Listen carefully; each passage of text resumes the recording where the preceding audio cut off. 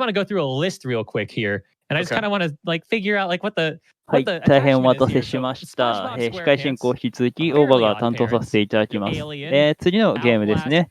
次のゲームは、ゼルダの伝説、不思議の木の実、大地の章、OS センスとなっております。こちら、解説の方をお呼びしております。解説のしばつけさんです。よろしくお願いします。はい、よろしくお願いします。ちょっとじゃあ、なんか今インタビューみたいなのやってますけど、ちょっとゲームの説明からちょっともう早速、させてもらおうかと思います。ゼルダの伝説不思議の木の実っていうゲームでして、2001年に発売されたゲームボーイカラー用のゼルダですね。ゲームボーイのゼルダとしては夢を見る島に続く2作品目になります。大地の章と時空の章っていうポケモンみたいに2つタイトルがあるんですけど、今回はそのうちの大地の章の方だけをプレイします。この不思議の木の実を説明する上でちょっと特筆すべき情報として、ゼルダなんですけど制作がカプコンになってまして、初めての任天堂以外がメインで作成したゼルダになってますね。じゃあカテゴリーについてちょっと話しますかね。カテゴリーがオールエッセンセズっていうものになってます。エッセンスって何やねんって思う方が多いかと思うんですけど、このエッセンスっていうのが、このゲーム8つのダンジョンがあるんですけれども、それをクリアした時に手に入る大地の断りっていうアイテムのことです。それを全部集めるってことなので、要は全部のダンジョンをクリアするっていうそういうカテゴリーになってますね。2021年、去年ですね、ちょっとだけちっちゃなルート変更があって、ダンジョンの攻略が変わりました。攻略順が変わりました。またその時にちょっと話しようかなと思います。チャット欄の方で大地の章に出番がどうのって言ってますけど、今回はそうですね、大地の章だけたっぷり1時間40分ぐらいプレイされます。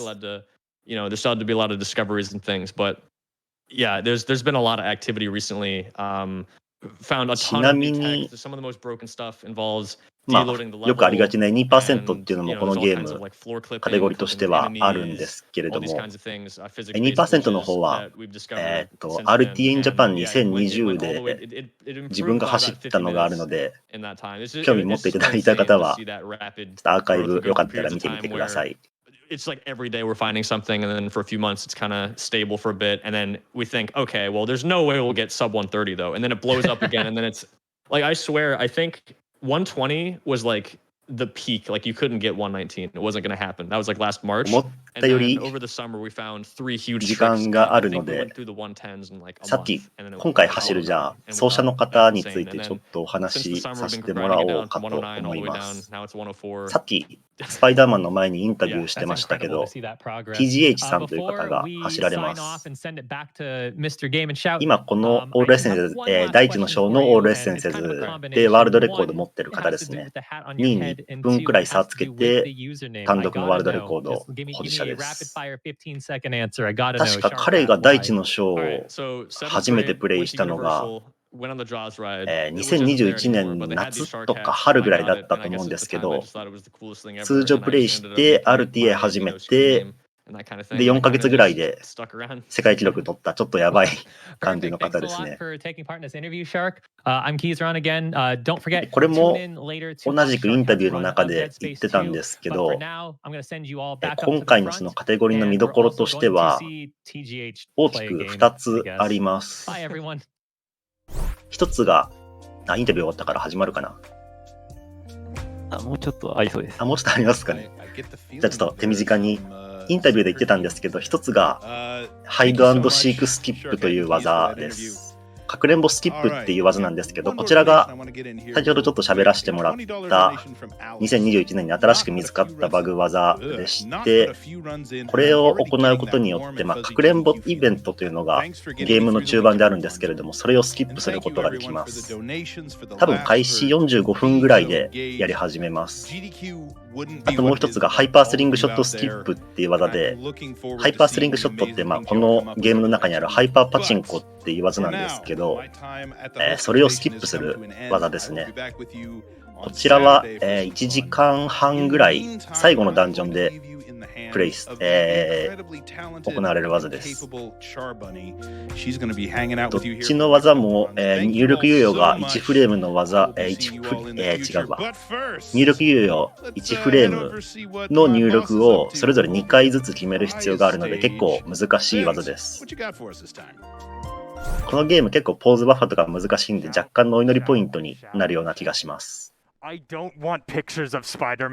まるかな。まだですね。これはプライズマンの多分検証の紹介かな。なるほど、どうしようかな。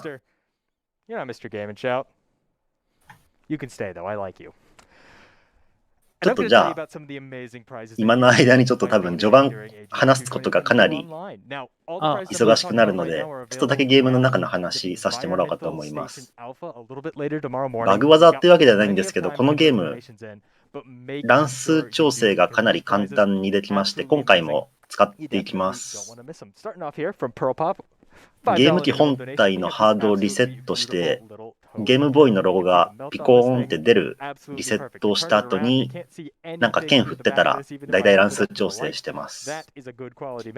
乱数調整することで、敵の動きを自分の都合のいいものにしたりとか、あるいは目的のアイテムを入手したりとか、そういったこと結構します。第一の章は比較的時空の章に比べて乱数調整する場所が少ないんですけど、どうだろう。やる箇所は人にもよるんですけど、多分4回ぐらいは乱数調整するはずです。またその時になったら話させてもらおうかと思います。剣振っただけで乱数が動くんですけど、剣振った時の音に3種類の音がありまして、高い音、中くらいの音、低い音っていうのがあるんですけど、その音を聞き分けて乱数調整します。ちょっと解説の中で高音とか中音とか低音とか言ってると時間かかっちゃうので、高音の時は H、ハイの H ですね。で中音の時はミドルの M、で低音の時はローの L っていう風な感じで H と M と L3 つのローマ字使ってちょっと話していこうかと思います。Upside down act razor vinyl. It's very important you put your vinyls upside down. That's the only way they're going to read properly on the player. 乱数が動く要素としては、その剣振ったりとか、手に入るアイテム、スコップですね。スコップで土掘ったりとか、あるいはマップ上の敵の動きであるとか、マップを移動したりとか、そういったところで乱数動いたりするんですけど、それをうまく調整していくゲームですね、これは。そろそろ始まるまで黙ろうかと思います。じゃあ、この喋り方の紹介でも見てみましょうかね。はい、すみません。ちょっとそっちの方聞きたい方もいると思うので。It's even gonna fit on the over this headset, I think. No, it's not, but it's absolutely adorable. It's the vessel from Hollow Knight as like a flat back cap. Come on, super cool. $15 minimum donation. Make sure to get it in. Let me readjust here real quickly. Go into some of the other cool stuff we have now. Here we go. We have this lovely rainbow cross stitch featuring the iconic phrase from Zelda 1. It's dangerous to go alone. Take this. Love the colors on it. Love the shine on it. It's a little hard to see on the camera, but the fabric itself is actually kind of like covered in glitter. So in person, it has this really beautiful shimmering effect. It comes to us from Aaron McLaughlin, and that is a $25 minimum donation from now until the end of ESA. Make sure to get your donations in for this. This is a beautiful piece to put in your living room, to hang up on your wall. You love the Legend of Zelda series. Absolutely gorgeous cross stitch. Again, this isn't a print, by the way. This is a cross stitch. There's like 1,000 stitches. And Sint can't do math, so that means there's probably like 5,000 stitches in this. Absolutely incredible. Thank you so much for sending that out to us, Aaron. And speaking of ridiculous numbers, from our good friends over at the Chain Nerd, huge shout out to August of We have this lovely Sheikah Slate chainmail, $50 minimum donation from now until the end of ESA. Please make sure to get those donations in. This thing is absurd. It's like 12 1,000 hand-forged chain links put together.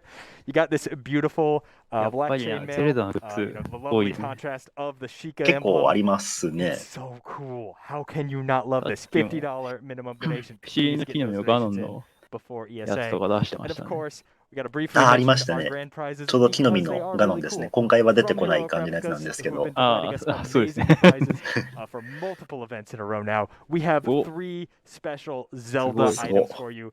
A Dark Link styled Master Sword, as you can see on the マ table スタ there. ーソ A ードの lovely 像 Hylian と shield. And じゃ while we ない unfortunately か don't have it right な。 here, you can go see a great picture of an incredible megaton hammer. Was talking to Dave about it. Apparently, it's solid metal. It's like 30 pounds. It's absolutely ridiculous.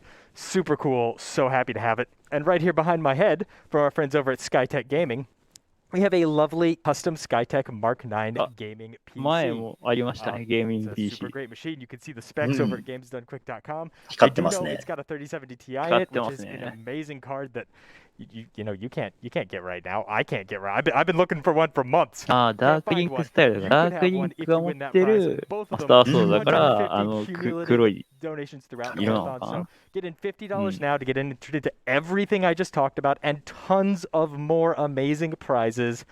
Get in $50 tomorrow, get in $50 the next day, and before you know it, you are going to be entered into both of those amazing grand prizes. Now, that's going to be it for me, そうですね。 but プライズマ don't ンの go つけてる anywhere サメのマス because クも you 可愛い do ですね。 not want to うん。 miss Oracle of Seasons. It is such a great speed game, and it features my absolute favorite companion Link has ever had in his adventures, Moosh the bear. He's a flying bear. How can you not like a flying bear? But あ、ち before ょうど you 今、 go, 大地の any 章の話して questions ますね。 about prizes or anything related to the marathon, you can head over to gamesdonquick.com. You can check out the tracker because it's got all the information you need on upcoming speedruns like Oracle of Seasons with our amazing animal friends, on all the upcoming incentives you can put そ your うですね。 donations プラ towards, イズは、because you don't ビ have ッ to donate ト寄 specifically 付 for し the た人 prizes. が、まあ、 You can 抽 put them 選 towards で incentives as well. And of course, 当たる all よ of ってい the うやつなんですけ amazing ど、ま prizes あ、 that you can win by 確 donating. かまあ、 Sorry, 日 buddy. 本 Why don't you と take か it では、 away? まあ、できないものだというふうに聞いてます。さあ、そろそろだと思います。はい。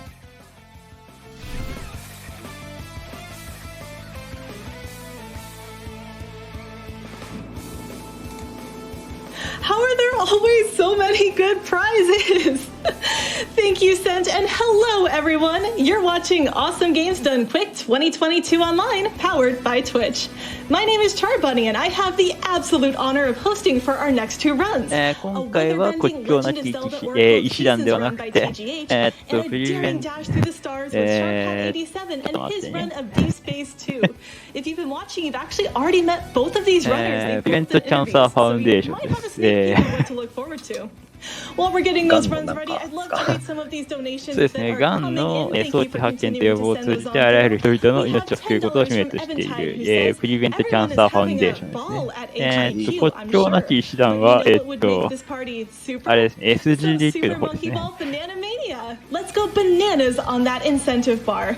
And that is one of the incentives we have open right now. We have a bonus あ、 game そうだ。 planned for 1個だけ tomorrow まだ of 始ま Super らなそう、 Monkey Ball 始まらな Banana さそうな Mania. ので、 But only if we raise 2021年の SGDQ では時空の章の方の 2% 走られたんですけど、そっちの方も確か自分解説させてもらってたので、興味あったらぜひ見てみてください。ちょっとそれだけ言っとこうかなと思いまして。アーカイブもちゃんと残ってますので。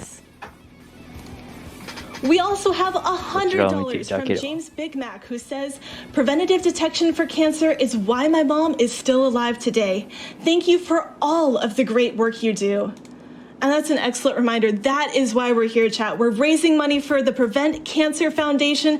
This is all money that goes toward early detection, 日本 making 人 sure の that 奏者 no さ one ん ends 紹 up 介 with しましょ cancer う in the か。 first place. Or if they do, that we can fight it 用意 right してある away. んです We よ、ちゃ can ん get と。 that first hit in and not lose anyone else to this. I know so many of us have been touched by this 今回、 disease. 調べた限りだけに見まして、1人目が、まあ、もう先ほど走られましたね。スーパードンキーコング2歴史 &DD の、豚骨さん。で、今日はこの後、7時頃かな、バブルボブル、パズルボブル4の、ポシさんと、11日、12時、0時半かな。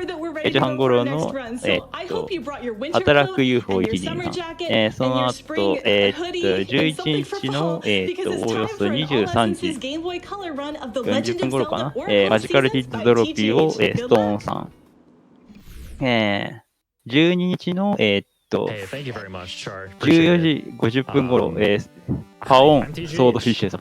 12日の19時頃に、みんな大好き塊魂でハルトモさん。12日の、画面が弱い。ちょっと待って。全然大丈夫です。21時頃にセーラー、美少女戦士セーラームーン R の、塗りしげさんに、16日日曜日、朝1時半頃が、マザー2リーグの逆襲、オクトパスカルさんで、最後、16日朝5時50分頃、ゼルダの伝説神々トライフォースを、ホタルビさんが、日本人奏者として走られます。はい。はい、もうじき始まり、すいません、ありがとうございます。もうじき始まりそうですかね。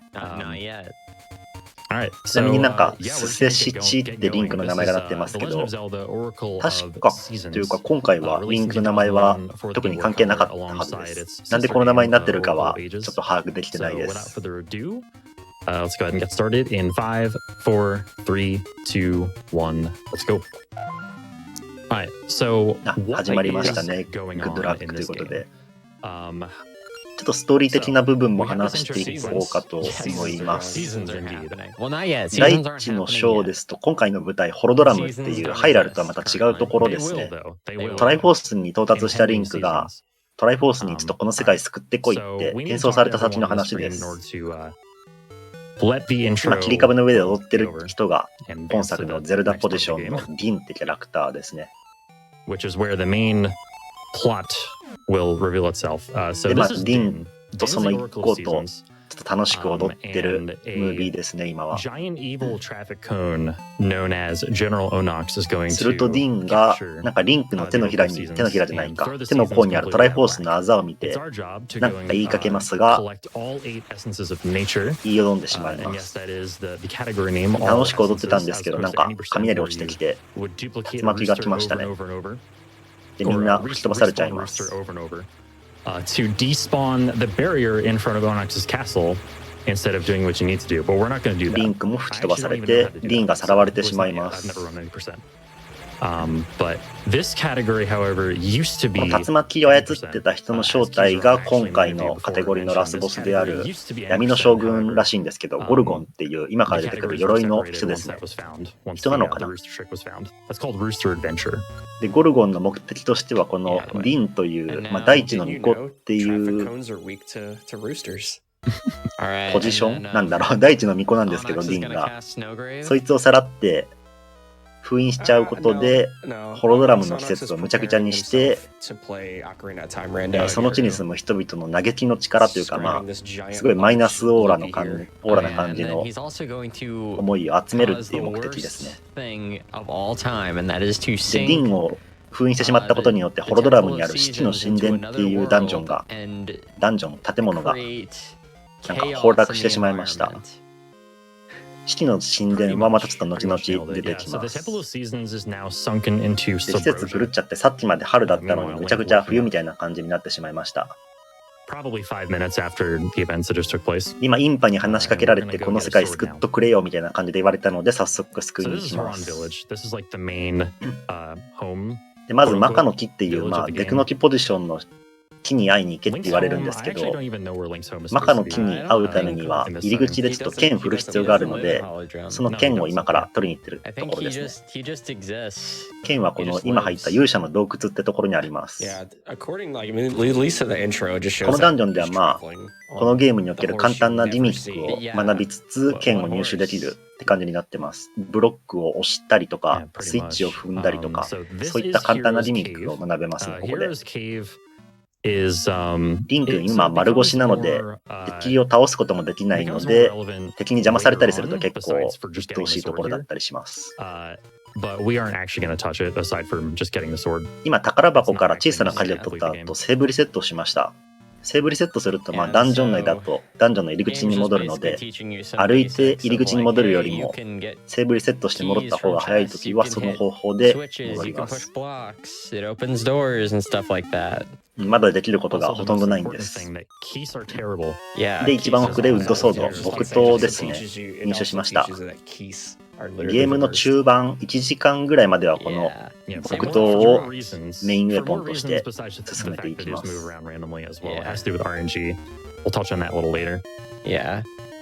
で、ウッドソードを入手したので、デクノキポジションのマカの木に会えますね。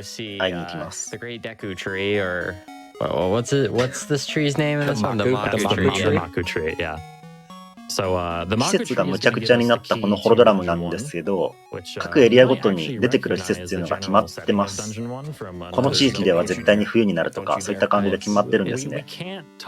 ただ今いた村だけは完全に乱数で施設が変わります。で、こいつがマカの木ですね。むちゃくちゃ眠そうな目してますけど。マカの木曰くゴルゴンを倒してディンを救うには8つの断り、カテゴリ名にもなってるエッセンスを集めないといけないっていう風に言われました。で、早速1つ目の断りがあるダンジョンに入るための鍵をくれたので向かっていきます。時空の章に比べてダンジョンは、大地の章はもうこういう展開が早いですね。時空の章で今の5分ぐらいっていうとまだヒロインがさらわれてどうしようってなってるところぐらいなので、かなり展開早いですね。って言ってる間にダンジョン1、根っこのダンジョンです。マップ上から見ると土から芽を出した植物の姿になってます。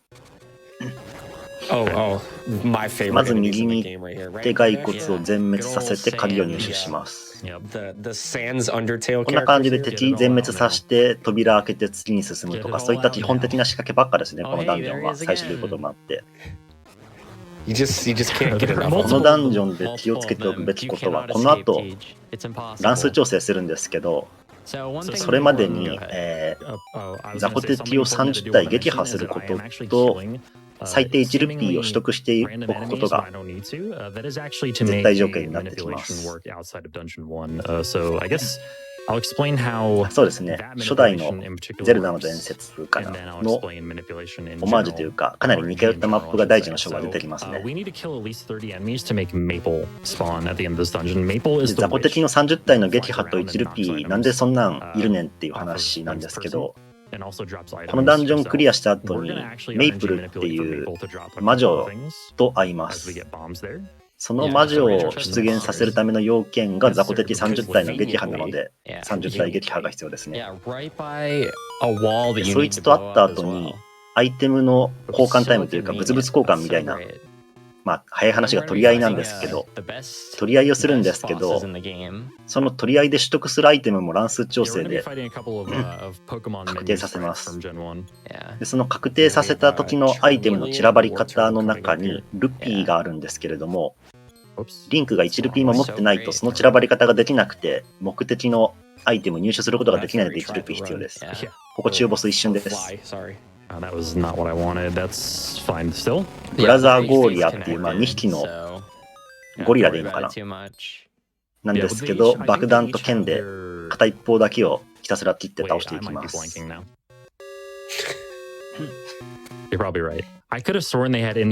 のダンジョンのアイテム、木の実袋ですね。タイトルにもなってる不思議の木の実を入れることのできる、袋です。中にアチチの実という木の実がすでに入ってました。アチチの実は敵を燃やしたりとか、食台に火つけたりとか、そういったことができます。中ボスを倒すとダンジョンの入り口と中ボスの部屋とのをつなぐワープホールができるので、それを使って戻っていきます。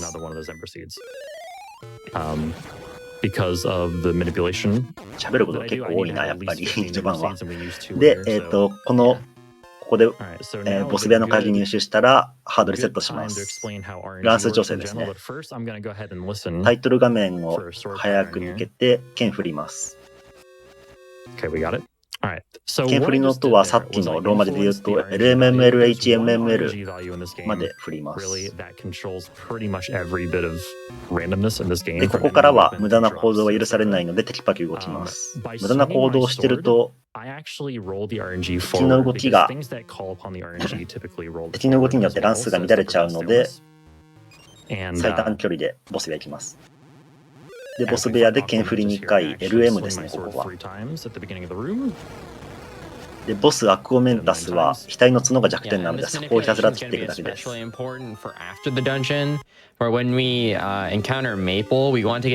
うすぐ撃破できたので、最初のエッセンスですね。土の恵みを入手しました。早速一つ目です。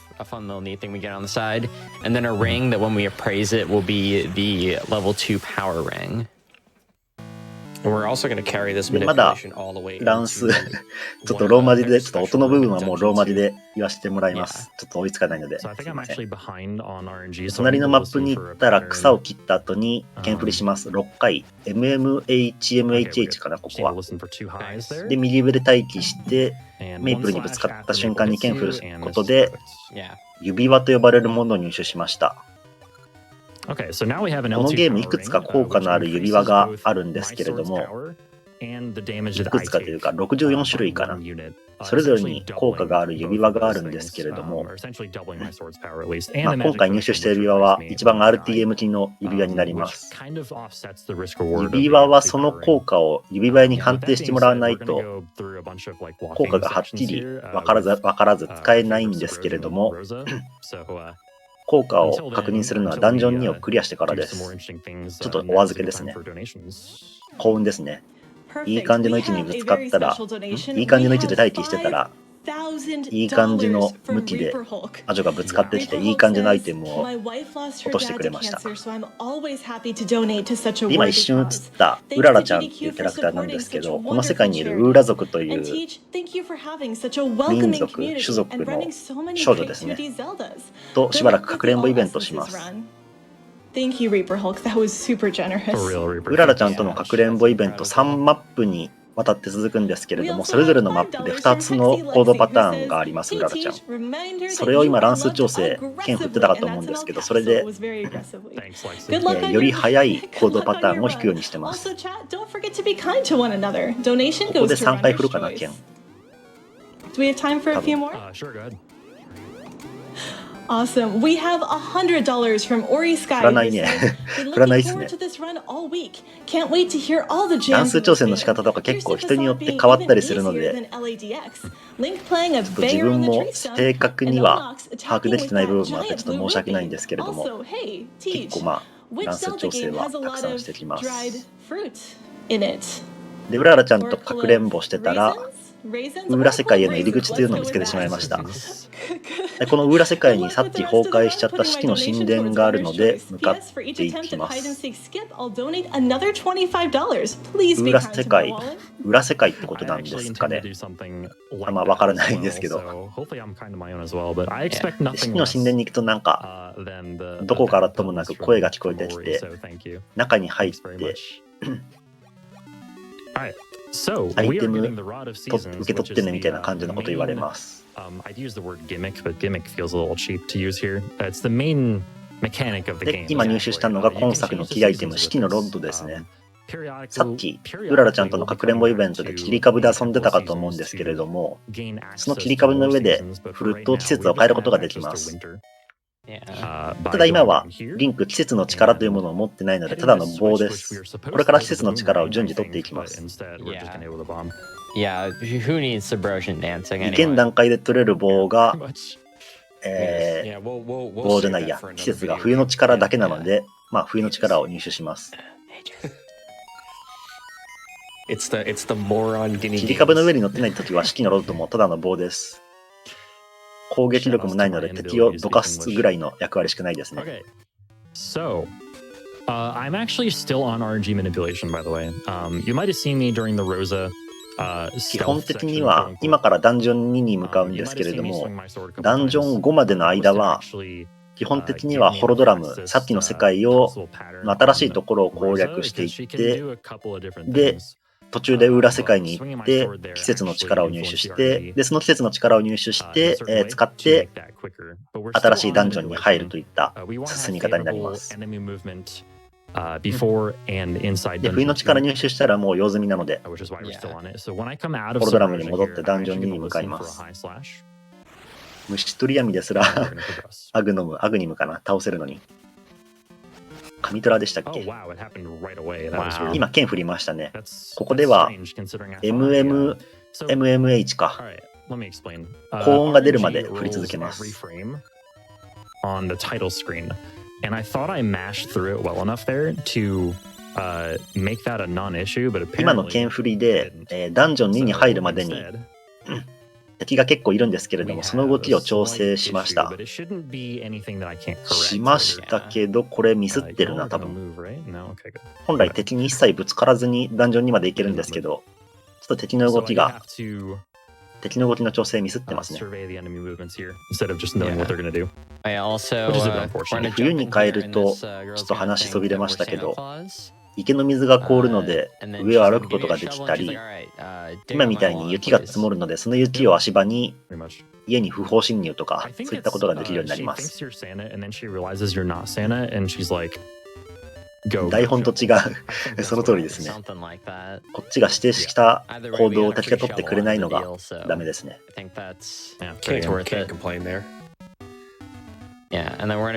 そうこうしてるうちにダンジョン2に入ります。その前に、新しい不思議の木の実、ハテナの実ですね。効力が結構他の木の実の何かが起こるみたいな感じで謎です。ここの音は何だったかなすいません、忘れてしまいましたけど、剣振りしてダンジョン2の内部の乱数によるのが大きいところの乱数調整します。乱数調整するのはここの雑魚敵のヘビの動き方ですね。と今から行くところの豚さん、モリブリンだったか豚ブリンだったかの動きを調整しています。言い忘れましたが、ダンジョンにヘビの亡骸というダンジョンです。マップ上から見るとトグロを巻いたヘビの形してます。この釣りの部屋ですね。穴の向こう側に豚さんがいるんですけど、その豚さんを爆弾投げるだけで倒せるように調整してます。うまいですね、いいですね。セーブリセットで入り口に戻って、ダンジョン2の別の入り口からダンジョン2に入ります。さっきの豚さん倒したところで手に入れたアイテム、パワーブレスレットと言いまして、これを使うことで草であるとか岩であるとかを持ち上げられるようになります。この部屋はひたすら壁を爆弾で壊して進んでいくだけですね。一番奥の宝箱に小さな鍵があります。クロワッサンゲット見た目が本当にクロワッサンなんですよね、このパワーブレスレット。遠目に見たらもうそれにしか見えないです。でもう一度セーブリセットしてまた別の入り口から入っていきます。ちなみにもう今は乱数調整は済んでます。済んでますというかしてません。乱数調整することでかなりの、時間の短縮が見込まれるところは基本的に乱数調整するって感じですね。で、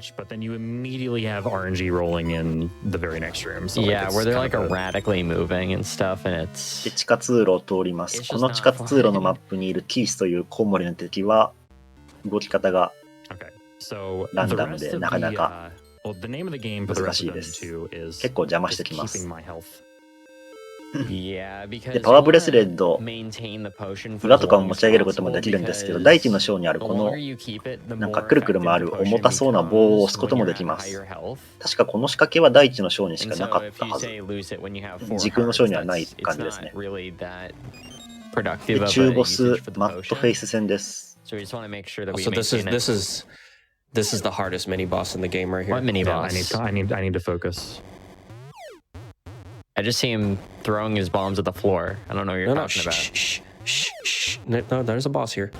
Yo, we got it. 爆弾投げてたら倒せましたね。 Nickelodeon. 誰もいなかった。真面目な話をすると、あの中ボス、部屋の中央に行くと出現してくるタイプの敵なんですけれども、出現しなくても真ん中にダメージ判定だけは残ってるので、そこに爆弾投げてダメージずっと与えてた感じですね。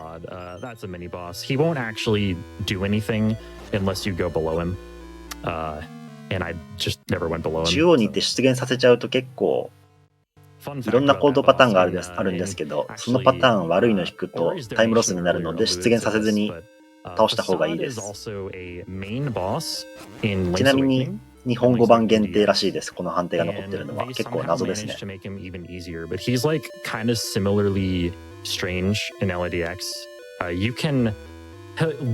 そんなこんな言ってる間にもうこのダンジョンのボスです。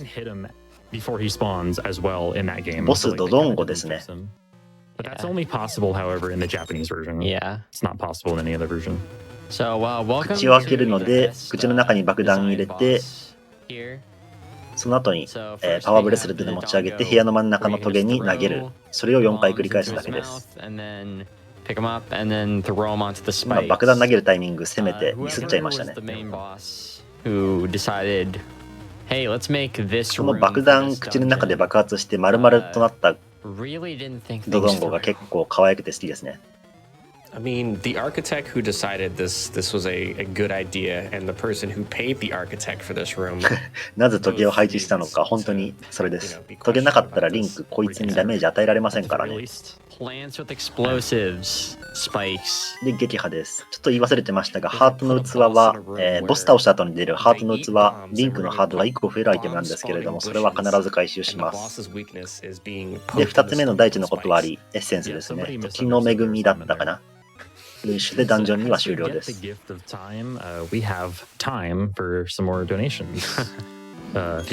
see what you did there. I'm clever sometimes. We have one from someone special. $15. ダンジョン3に向かいます。マカの木がダンジョン割るたびに次のダンジョンどこだよって教えてくれるんですけど、次はホロドラムの、西の方にあるスプール沼という沼にあるらしいので早速向かってきます。上の切り株で冬に変えて池の上を歩ける状態にして戻ります。Thank you, Amber. We'll be able to do that soon, and love you, honey. Thank you so much. Do you have time for one more? We do, yeah, as I get my ring appraised. で、そのスプール沼に行く前に先ほど入手した指輪、まだ未鑑定の状態なので指輪を鑑定してもらいます。So excited to see the Oracle of Seasons run. Best of luck to the runner. Please stay warm. I mean cool. I mean warm. I mean wait, hold on. Thank you for that. 指輪は力の指輪レベル2というアイテム、指輪でした。リンクの、装着しているとリンクの攻撃力が2段階上昇します。今ウッドソードのダメージ攻撃力2なんですけれども、それが4になります。それと同じくというか、その反面受けるダメージも2段階上昇します。ハート2分の1持っていかれる敵のダメージが1個になったりするので結構辛いです。基本的にボス戦であるとか攻撃をたくさんするときにつけて、それ以外は外しておくといったものですね。で、新しい木の実、手手の実です。ぶつけると痛いです。その場に置くと匂いが出てきてモンスター引き寄せることもできるんですけど、今回は使わないです。時空の章では使います。で、名前忘れた。マイトパンチだったっけとボクシング勝負します。弱いです。ボクシング勝負するとグローブくれるので、そのグローブを本来の持ち主である今から向かうところにいるカンガルーのリッキーという仲間に返しに行きます。このリッキーの力を使ってダンジョンさんのスプール沼の方面に行きます。このゲーム3匹の動物、仲間にすることのできる動物がいて、そのうちの1匹ですね、リッキーは。で、今回はリッキーを仲間にします。リッキーを仲間にする理由としては、リッキーが特に速いからというわけではなくて、他の2匹の仲間を、他の2匹の動物を仲間にするのが結構手間だからですね。決してリッキーがいいからリッキー選んだとかそういうわけじゃないです。で、リッキーはさっきみたいに穴を飛び越えることができたり、崖を飛び越えることができます。And you're gonna see that, you're gonna hear that sound で、 a lot. RT における超重要アイテム、さっさの実ですね。リンクの移動速度が 1.5 倍になります。このさっさの実の数の管理が大地の章では結構重要です。Unfortunately. Wait, when would you be able to do that? で、スプール沼のエリアに着いたんですけれども、湖の水門を開ける作業を今から行います。その鍵を今入手したところですね。で、ここでハードリセットするということは乱数調整をするということです。And it's also going to set up three Pegasus seed drops in Dungeon 3. ここはでも、このオールエッセンセーズのカテゴリーでやってる人は多分、この TGHC だけのはずですね。これからまた、ウーラ世界に行って新しい季節の力、今回夏の力になるんですけれども、それを入手して戻ってきてダンジョン3に入るっていう工程になります。でその夏の力を入手する際に星の鉄というアイテムをウーラ世界で入手する必要があるんですけれども、そのアイテムが4箇所のうち1箇所ランダムで次に埋まってるんですね。4箇所の候補のうち1箇所にだけ埋まってます。多分その星の鉄の位置を乱数調整で固定する感じですね。And so we have to basically use them effectively, and we need to know when to get more. Because we'll run out fast. で、またここで崖があるので、今のリンクでは登れないので、今のじゃないんだ、ずっと登れないので、カンガルー持ってきます。でこの先に穴もあるので、またこのリッチーで飛び越えます。今から裏世界に行くんですが、その前にちょっと寄り道します。いかにも壊せそうな洞窟の中に四角い宝石だったかな、ここは。ですね、四角い宝石があります。それ回収します。この宝石なんやねんっていうところなんですけど、ダンジョン6ですね。結構後なんですけど、そこに入るときに必要になるアイテムです。I'm actually going to play this kind of safe because with full heart, 裏世界ですね。frames here and this screen right 海 here 岸の difficult. 海岸の中に海岸 Okay. 砂浜に That should be good. さっき言った星の鉄が埋まってるので、それを今乱数調整して一番近いところからほじくり出す感じですね。ごめんなさい、今の音はこの乱数調整この人しかやってないので把握できてなかったです。ごめんなさい。So that minute was で、 basically ウーラショップってところで星の鉄をリボンと交換してもらいました。で、このリボンをなくして困ってるうららちゃんにあげると、なんとうららちゃんがデートしてくれます。Someone took Rose's bow and then decided to sell it in the で、 market. うららちゃんが持ってるこの杖みたいなアイテムなんですけど、この世界のどんな鍵のかかった扉でも開けることができるので、それを使って四季の神殿の鍵がついていた建物に入っていきます。マスターキーですね、まさに。casually, like, you know, if you can read what they're saying. ずっと一緒にいてほしいんですけどね、この人。 We brought Rose's bow back and we get to take her on a date and just basically just use her key. Yeah, and then we bring her and then we leave. And we just Link's kind of a leave. dog. で、建物を登っていって、 Come on, Link. 夏の力入手ですね。 And What a gentleman. and he's doing all of this to save Zelda, but he's saving Dan. 都合のいい友達に都合のいい彼女。 This is まさにぴったりな感じの言葉ですね。 here. で、夏の力は切り株の上で振ると、崖にツタが生えて、それを使って崖を登ることができます。できるようになります。これ使ってダンジョン3に入りますね。もう夏の力入手したらこの裏世界に今のところは用はないのでさっさと帰ります。ちなみにうららちゃんが映るのは確かこれが最後のはずです。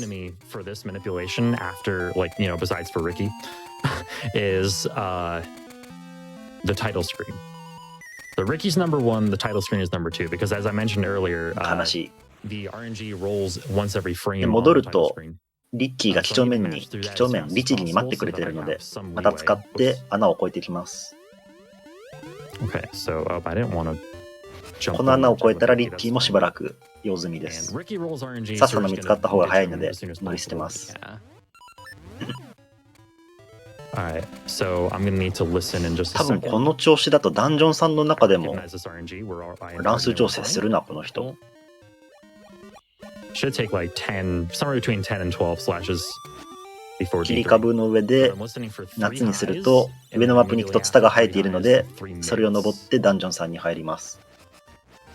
Excuse me, 2 highs. するな、この人乱数調整、ダンジョンさんの中で。 And this is poison moth lair. 多分敵のドロップアイテムをさっさの身に固定するための乱数調整だと思いま You're す。 welcome. Alright, so the minute begins now. この次の部屋かなですね。テールっていうまあよくわからん敵からさっさの実を出しました。これ多分乱数調整でやってる感じですね。 So if I go all the way down, これやってる人 I 多 can 分この人 actually だけだ get と思うな。 another 2位の人も3位の人もやってるのは見たことないので。 correctly. This room actually takes some pretty heavy AI manipulation, some careful movement. でこの部屋フロアマスターっていう敵がいます。この手に当たっちゃうと入り口に強制送還されちゃうんですけど、この手の出現位置はリンクの行動によって決まるので、うまいこと誘導して倒さずに、かつ連れ去られないようにしていきます。うまいな、結構難しいんですけどね、あれ。 So that's gonna be really helpful. で、ここで小さな鍵入手。小さな鍵入手した後は、穴に落ちて入り口に戻った方が早く帰れます。言い忘れてました。このダンジョン、毒ガの巣穴っていう名前です。マップ上から見ると、ガの形になってますね。ここは石像を上にある石像と同じ配色にするところ。Yeah, that adds up a ton over the course of the run. Slash twice here to manipulate. でもうじきこのダンジョンのアイテム、ロック蝶の羽を入手できますね。この部屋ですね。敵を全滅させると真ん中の宝箱からロック蝶の羽が出ます。飛ぶことができます、リンクが。今のロック蝶の羽の部屋まで乱数調整というか乱数維持してたのかな。あの敵を倒すのが鮮やかすぎる、さすがに。うまいですね。ロック蝶の羽使うと基本的には1マス飛び越えることができるんですけれども、ギリギリのところで飛べば2マス飛ぶことができます。さっさの実を使っている状態だと飛べる距離も 1.5 倍になるのでギリギリ3マス飛ぶことができます。今押してるのがトランポリンですね。これちょっと見えないかもしれないですけどトランポリンなんです。ロック蝶の羽使ってトランポリンの上に乗るとすごい上に飛び跳ねることができます。天井穴開いてたら上のフロアに行くことができます。Yeah, like that's a point too where like you're never on manipulation anymore. Like you typically 直前に剣2回振ってた。やっぱそこまで乱数維持してたんですね、じゃあ。わからんなっていうかすごいな。そんなんできるんだな。Like see, it can still happen. Yeah. で、今からもう一度さっきのフロアマスター部屋を攻略して中ボス戦に入ります。Again, these floor masters here are gonna try to このフロアマスターの誘導も難しいんですけどね。なんでこんなすんなり決まるんだろう。Advantage of as well here. Oh, that's too early. Okay, that sucks. Also, dang, look at all these hands. あ、ミスりましたね。ミスったらもう捕まらないように倒していくか、剣でのかして進みます。I'm sorry. Speaking of Undertale, we have our sub-boss of the このスイッチを羽で飛び越えて押せないようにして進んでいくと中ボス戦です。中ボスオウムアイってやつです。イカですね。パワーブレスレットで持ち上げて水場から引きずり出して剣を当てて撃破してきます。3匹いますのでテンポよく撃破してきます。うまいですね。That fight can get out of hand. Particularly if you clink the アンダーテールの話してる。 squids that haven't quite come out of the ground 今やっ yet. てるのゼルダなんですけどね。 That mini boss is the real Squid Game right there, by the way. で、中ボス撃破したら、まあ、先に進んでいって、穴に落ちるた先でボス部屋の鍵入手します。Boss key here, and then go all the way back through the dungeon. でもボス部屋に入る準備もできているので、中ボス部屋のワープホール使ってボス部屋に行きます。This is a really good time to the resource management that is involved in this run. Like for instance, I'm using my last seed right at the very end of D3, just like it should be. で、ボスガモスですね。ガです。剣で切るだけです。弱いです。パワーブレスレットじゃないや、力指はレベルに持ってるので瞬殺です。Link to the past runners rejoice. Yep. Yeah, you'll notice. Thankfully, there's no spikes though. You'll notice that periodically, I equip and unequip. で、3つ目のエッセンス、太陽の恵みですね。これでダンジョン3終了です。If I go through a long stretch of gameplay or travel. ちなみにここネタなんですけど、神トラにも神々のトライボスにも同じようなボスがいるんですけど、あっちは確かガモース、伸ばし棒が入るんだったかな。こっちは確かガモスっていう伸ばし棒入んないやつですね。Well, I'm sure there are some donations. Oh, there are a very large number of donations. You do not. ダンジョン3が終わったので、今からダンジョン4に向かうかと思うんですが、ダンジョン5を先に攻略します。最初のうちにちょっとだけ喋りました、かくれんぼスキップっていう技をするためには、ダンジョン5で入手するアイテムが必要なんですね。で、そのかくれんぼイベントっていうのがダンジョン4に入る前に行われるイベントなので、先にダンジョン5をクリアして、そのアイテムを使ってかくれんぼスキップをしてダンジョン4に入るっていう流れです。でもまあとりあえずはダンジョン4のある、ホロドラムの北東方面、水浸しの村へ向かいます。順不動です。ちなみにダンジョン5に入るためになんかバグ技をするとかそういうのではなくて、今さっさの実ドロップしましたね。運がいい。特に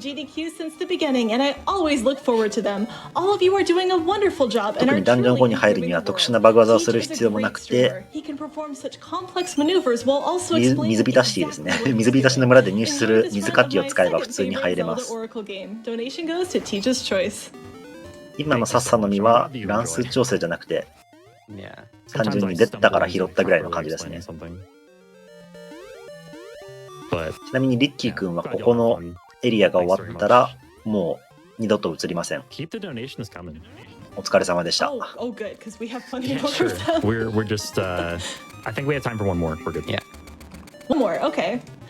Murby donates $100 and says, "So I've been saving this donation for months because last year I happened to get someone who recommended me who had died of cancer 20 years ago, but made a smart investment before he died. This is in memory of 水浸しの村に着きました。この村の奥にピューの実という新しい木の実があります。ピューの実は使うとこれまでに回収してきた不思議の木の実になっている木にワープできます。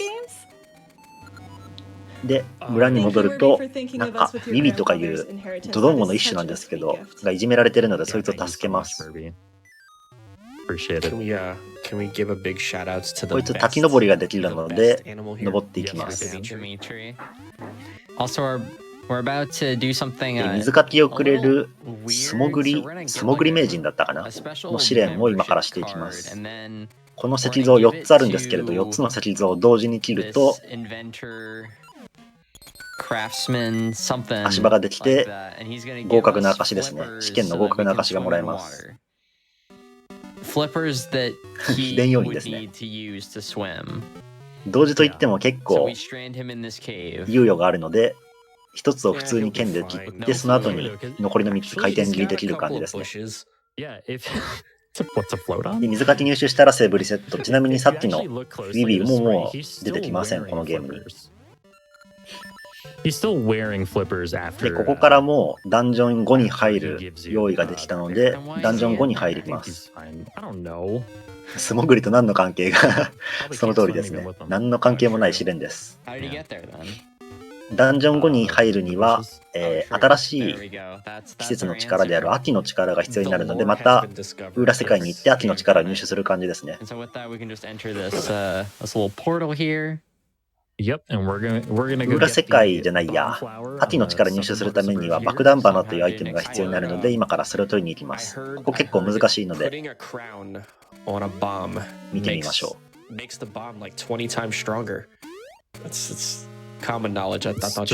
うまいですね。結構難しいんですけどね、この溶岩地帯。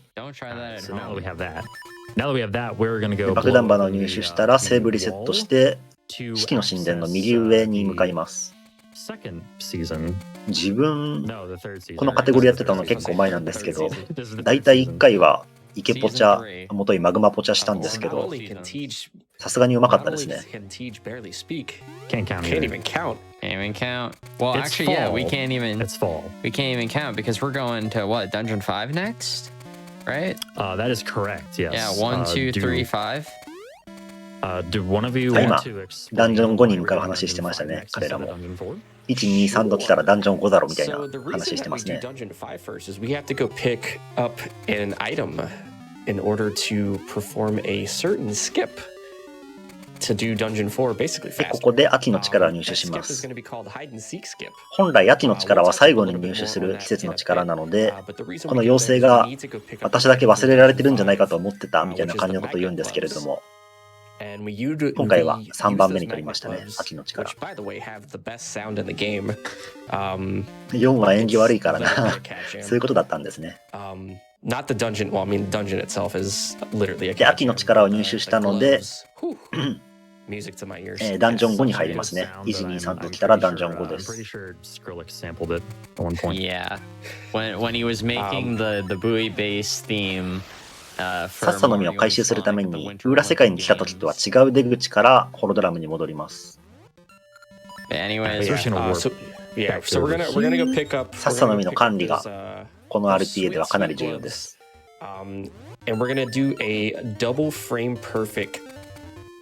去年の RT in Japan Winter 2021で自分、時空の章の 2% 走ったんですけど、時空の章ではかなり簡単に木の実の最大所持数を20個から50個にできるので、そんなにサッサの実の数は言うほど気にしなくても問題なかったんですけど、大地の章は木の実の所持数を上げるのが結構めんどくさいので、最大所持数20個のまま進んできます。なので結構個数の管理が重要ですね。で、ダンジョン後一角獣の洞窟です。マップを上から見ると角が生えた獣の形してるんだったかな。It's a bit not palatable for a speedrun. Well, it's actually like, you know, さっき RT in Japan 2021ウィンターで時空の章を走ったって言いましたけど、間違えましたね。すいません。大地の章と時空の章ですね。I think there's also like, isn't there like other methods of hide and seek skip involving like a bomb boost? トロッコ乗って小さな鍵を入手して先に進みます。このダンジョンではかなり早いうちにこのダンジョンのアイテムであるマグネグローブを入手できます。もうじき入手ですね。I don't know how that Zoldyth hit me, by the way. That was actually impressive. Also, this dungeon's great because you have a bunch of enemies who spawn in random places and こ go こで around and ドッス annoy ン you. とかをうまいこと誘導したり切ったりしては残りの体力と相談ですね。結構体力に余裕があったので、もうドッスンに突っ込んでいく感じで行きましたね。で、ここの宝箱の中にこのダンジョンのアイテムのマグネグローブが入ってます。磁石の柱に引き寄せられたり引き離されたり、また普通の磁石を引き寄せたり引き離したりできます。今からその効果が移ります。こんな感じですね。磁力でリンクを動かすことができます。結構使ってる間ビーってうるさいんですけど、これからしばらくそのビー音が流れます。You can actually use it to transport you over pits and stuff. And so で、磁石をこの磁石 N 極なんで N 極の状態で使って引き離して先に進みます。で、この部屋の敵を撃破ですね。次の部屋アモスという敵が4匹いるんですけれども、回転切りで倒していきます。倒すと宝箱が出るんですけど、倒した順にその宝箱を開けていくと最後の宝箱から小さな鍵入手です。今さっさの実ドロップしましたね。やっぱ運いいですね。で、続いてさっきのトロッコのあった部屋に進みます。ちなみにアモスは本来回転切りではというか剣では倒せないんですけど、このやつはなぜか倒せる感じになってますね。で、ここの進んだ先で敵を倒してブロックを動かします。ブロックを動かすと、さっきのマップで磁石が落ちてきます。この磁石はまあ後々仕掛けを解くのに使います。またトロッコに乗って次は小さな鍵回収ですね。ラックよくて楽に進める。ちょっと何言ってるかわかんないですけども。で、小さな鍵入手ですね。Like, look at how long I can stand basically and walk on the air from those things. Like, that's really significant. Yeah, pretty much. I'll stop those, please. で、またトロッコ乗り換えて進んできます。この先で小さな鍵を取ったら中ボス戦ですね、このダンジョンの。角獣の洞窟ってダンジョンなんですけど、角がない虎が出てきます。中ボスサイザーとかいう虎です。尻尾が弱点なのでそこ切っていくんですけど、一定ダメージ、与えると発狂して動き出します。動き出すんですけど、その動きが終わったタイミングで尻尾にまた攻撃当てて撃破ですね。結構華麗なんで見てみましょう。It also is apparently a うまいですね。God, I never saw that before. そうでした、虎年でしたね、そういえば今年は。I never made that connection. Jeez. で、さっき出した磁石を使ってスイッチを押して進んできます。で、この今、むちゃくちゃ火が噴き出してるところ、ここも本来磁石を使って縦にして進んでいくんですけど、強行突破ですね。ダメージなんてなるのそので。で、ボス部屋の鍵入手です。このゲームプレイされた方はわかるかなと思うんですけど、このダンジョンのボス結構強いです。デグドガだったかな。入手したマグネグローブを使って磁力のある鉄球を動かしてその鉄球をぶつけるんですけれども、結構難しいです。RT 的にはタイムが結構ブレる厄介なボスですね。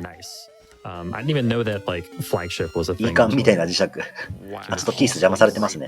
キースはこのゲームにおけるAlright, so Dig Dogger ク is ソ敵ですね。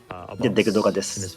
鉄球動かしてぶつけて、ぶつけ続けると分裂するんで、その分裂したのにも鉄球をぶつけます。Oh, come on. Are you serious? 一旦でその分裂したちっこいやつを全員倒せるといいんですけど、ちょっとミスっちゃいましたね。Yeah, and I just missed it like twice as well. Like I missed it by pixels, if that. 普通に強いです。がまあ2ターンなら全然いいでしょう。で、ダンジョン後のおとわりエッセンス、ぬくもりの恵みですね。1、2、3、5のダンジョンクリアしたので、残り4つ半分ですね。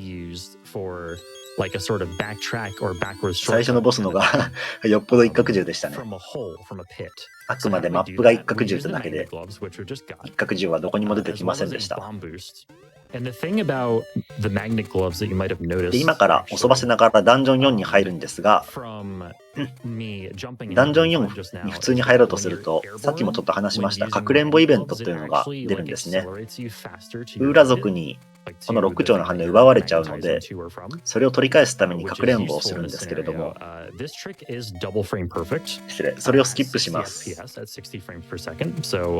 かくれんぼイベントが始まる判定のあるエリアがあるんですけど、そのエリアさえ踏まなければいいんだろうということでやります。位置調整して、爆弾を出して、あら、緊張してますかね。確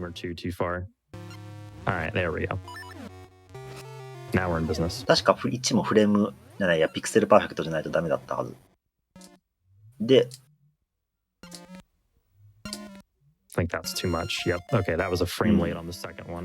爆弾を出してタイミングよくロック長の羽で飛んでで、これまたタイミングよくマグネグローブを使うと、左側にある岩にめり込むことができるんですけれども、そのめり込んだ状態で岩を持ち上げながらこの穴に落ちることで左側のマップに進むことができるようになります。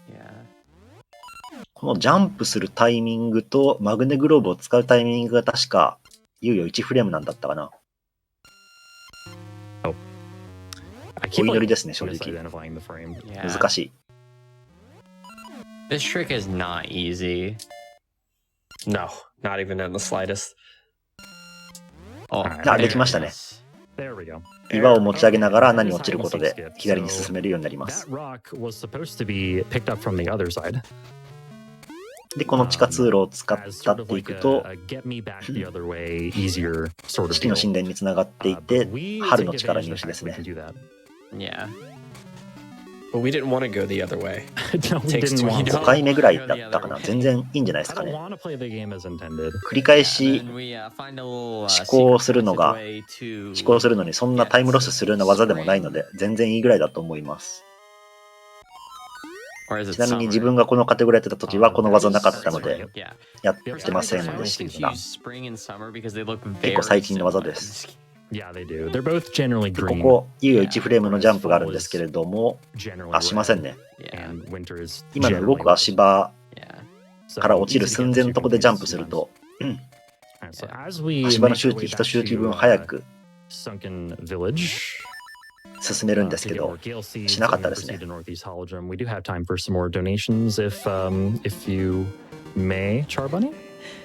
Oh, I may. We have plenty of them. で、さっさの実を回収してダンジョン4に向かいます。$1,000 from Ciliana, who says, "Hey, love this event, and I can." ダンジョン4はこの水浸しの村、水浸シティの北側にある国庫山の中にあるので、そっち向かってますね。Completely agree with you. Thank you so much for donating. We also have $50 from JJam, who says, "Hey TGH, does TGH stand for these glitches?" マリオにいそうな魚がいますけど、 No? 特に触れずに行きま Regardless of what す。 it stands for, good luck on the run and show those keys who's boss. You were close. And we have. Let's see if this next one can get it. We have $25 from Prometheus, who says, "Hey Tej, Prometheus here. I've already said it this morning during your stream, こ but こで you 季 are 節を an 春にし awesome ますね。 person, 春 a にする great と speedrunner who この taught 世 me 界 a になん lot か about the spirit of 岩みたいな speedrunning 花があるんですけど、 my overall favorite streamer. Starting a day with your それ stream の is 花が destined 芽吹く to こ be a と good で day. 持ち上げることが Thank で you きま for す。 you being you. で、ここのコックを Also, 掴ん in で case 上 you に didn't 行っ know, て今から chat, バナナ入 TGH 手しますね。 stands for the 今 greatest 1000ドル human. Lots of 寄付あ love, ったのか greetings な。 from Germany, 石 and 油 let 王さ those んかな。 pirates sail out of the flaming desert. Also, sorry I couldn't think of any puns. I guess they have to season some more. Thank you so much, Prometheus. That was a You good lied one. about the puns part. で、バナナ入手ですね。 That's a pretty good one. JJ and Prometheus, thank you all so much. Teach, you forgot the bananas. I did? Yes. Whoops. Okay. Save and quit. Sorry. You just like walked straight off the cliff. Oh, wow. I missed them again. びっくりした。バナナ取ってなかったんだ There ね。 we go. All right. I We got thought the he,何 bananas. かと思った I thought he jumped down without him. So Nobody alright, saw coming that. up It's here. fine. バナナ入手すると、このムッシュが言うことを聞いてくれます。こいつも仲間のうちの一人ですね。 Is it? 羽の生えたクマさんです。 I mean, even if it's 飛ぶ true, ことができるので、 it's mean. その力を使ってダンジョン4に入るための鍵を入手しに行き No, ます。 Moosh is fine. Yeah, び just っくりした。 fine. なんか、 I think Moosh is Yeah, the just least fine. interesting. なんか寄付額投票でなんかしてるのかと思ったけど、寄付額投票っていうか、 Just なんかしてるんかと思っ Hey, たけ we ど、 we get some good 単純に use. 忘れてただけでしたね。 We get the key, and then で、竜の that's 鍵 it. 入手したので、 Alright, woo, go. セーブリセットで Alright, さっきの bye, Moosh. Well, we see him バナナ again. のとこに戻ってOh, ダンジョン no. 4に向かいま We す。 see Moosh again. Also, we see the See, there it rooster, is. the thing that absolutely annihilates this game. このクマムッシュって言うんですけど、ムッシュももうこれで出番ないですね。仲間の動物3匹はこれで確か一応出番全部終わったはずです。で、春にするともう一個効果として、なんかすごい大ジャンプする花が芽吹くので、それに乗って登っていきます。 Yeah. で、登った先で季節を冬にして、雪の足場を作ってさらに上に登っていきます。この季節によってマップが変わって攻略できるギミックは結構面白いですね、大地の章。 These moblins are a little too Yeah, close these for moblins. comfort. Yeah, that's little close there. So this jump, by the way, right here is 登っていって国家山の山頂に到着ですね。2% だとちょっとここの国庫で悪いことするんですけど、今回は普通に使ってきます。で、ここの鍵穴に鍵を刺すと滝が干上がって、ダンジョン4の入り口が現れます。ただしこのままだとダンジョン4に入れないので、下の切り株で季節を夏にしてツタを生やして、そのツタを使って登って、ダンジョン4に入ります。タイム的にも今のところ結構順調ですね。EST は余裕だと思います。ダンジョン4、竜の舞うダンジョンっていう名前です。マップを上から見るとなんか、竜が踊ってるのかなと思ったんですけど、ちょっと自分にはよくわからなかったです。気になる方は、竜の舞うダンジョンマップとかで調べてみて、見てみてください。トロッコ乗っていった先で、ここの壺、スイッチが8つあるので、壺7つとリンクでスイッチを押して小さな鍵を入手します。ガブリアス。竜の頭、胴体、尻尾の3階層。あ、それ自分全然知らなかった。後でちょっと見てみます。ありがとうございます。で、鍵を入手したらトロッコに戻って、トロッコの行き先を変えて奥に進みます。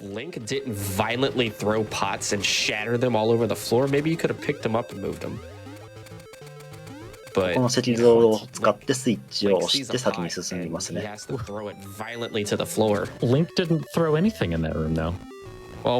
しばらくはさっさで走り続ける区間です。キー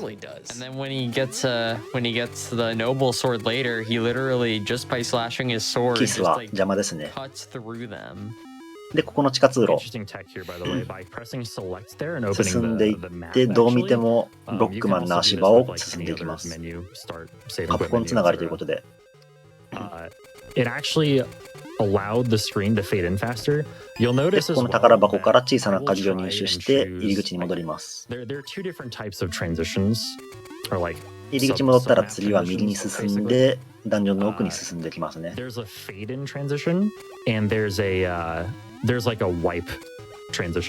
ちなみになんですけど、このダンジョン4から大地の章を要求されるアクションの難易度がかなりぐっと上がって難しくなります。ちょっと喋りそびれてましたけど、ダンジョン1クリアした後のメープルとかいう魔女とのアイテム取り合い合戦で魔法の薬を取ってました。本作における妖精、ゼルダの中の妖精ポジションで、ハートが全部なくなってリンクの体力が0になると自動で体力全回復してくれるアイテムです。旧ワールドレコードはこの急に難しくなったダンジョン4で確かハートが0になって魔法の薬を消費してましたね。それぐらい難しいダンジョンです。で、全然喋れてませんでしたが、小さな鍵を取ってこの部屋の敵を全滅で、壺の中から確定のさっさの実を取って進んでいきます。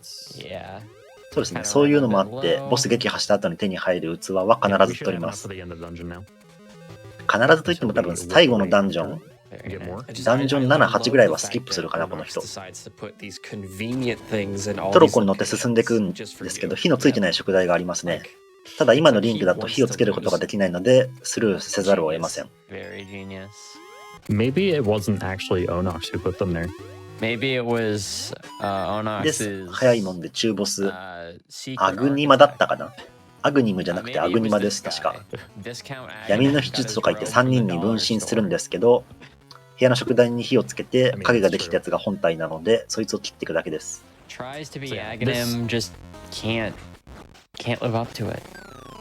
This mini boss is pretty simple, especially with the power ring. Light the torches, he becomes トロッコに乗ってきます。トロッコに乗ってるとまた離れたところにスイッチがありますね。今のリンクだとこのスイッチ起動することができないので、ここもスルーします。小さな鍵を使って進んでいった先に今回のダンジョンのアイテムであるパチンコですね。これまでに入手した5種類の木の実を打つことができます。指輪が強いだけ、その通りですね。持ってるのは木刀なのに、後々手に入れるホワイトソードっていう1段階強化された剣と同じ攻撃力があるので強いですね。このトゲトゲジャンプも地味に難しかったりします。で、さっき火のついてなかった宿題あったかと思うんですけど、そこに入手したパチンコを使ってアチチの実を打つことで火をつけてきます。すると宝箱が出るんですけど、ハードリセットじゃないや、ソフトリセットで入り口に戻ります。宝箱はまた後ほど回収します。中は小さな鍵です。で、パチンコ入手したので、遠く離れたスイッチも木の実を打てば起動できますね。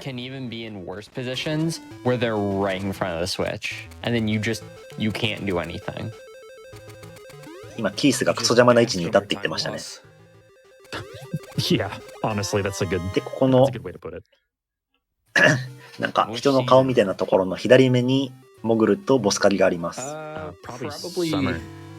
ーヒントでわかるかって思うかもしれないんですけど、今回は合ってないですけど、ダンジョンの中にいる老人がヒントくれるんですね。なんだかね、求めるものは目の中にみたいな感じのヒント言ってくれるので、それを頼りに目を潜ってボス狩り入手です。ボス狩り？次、ゼルダだと大きな鍵なんだっけ？忘れましたが。で、ボス狩り入手してもボス部屋にも入れるので先に進んできます。この部屋には赤ウィズローブっていうウィズローブの中のウィズローブすいません。ちょっとすいません。いや、すいません。ウィズローブっていう、まあ、なんかショックウェーブみたいなのを打ってくる敵キャラがいるんですけれども、そいつを倒すなり、9のミニをパチンコでぶつけて飛ばすなりして、マップから排除してきます。ここ3マスジャンプですね。結構ギリギリなんですけど、やっぱ難しいですね。本来は右側に見えてる火のついてない宿題にアチチの実をパチンコで打って火をつけると足場が出てくるっていう流れなんですけど、3マスなんで6丁で飛んだ方が早いって話ですね。で、ボスゴーマです。多分ゼルダで一番強いゴーマです。でっかいハサミがあると思うんですけど、本来はこいつを攻撃してハサミをどかしてから目にいてての実を打っていくんですけど、このハサミの右側3ピクセルぐらいかな、隙間があるので、そこの隙間を狙っていてての実を打っていくことで撃破です。15発当てたら撃破です。3ピクセルもうちょっとあるのかな。で、ダンジョン4ですけど、5つ目のエッセンス、雨の恵みですね。う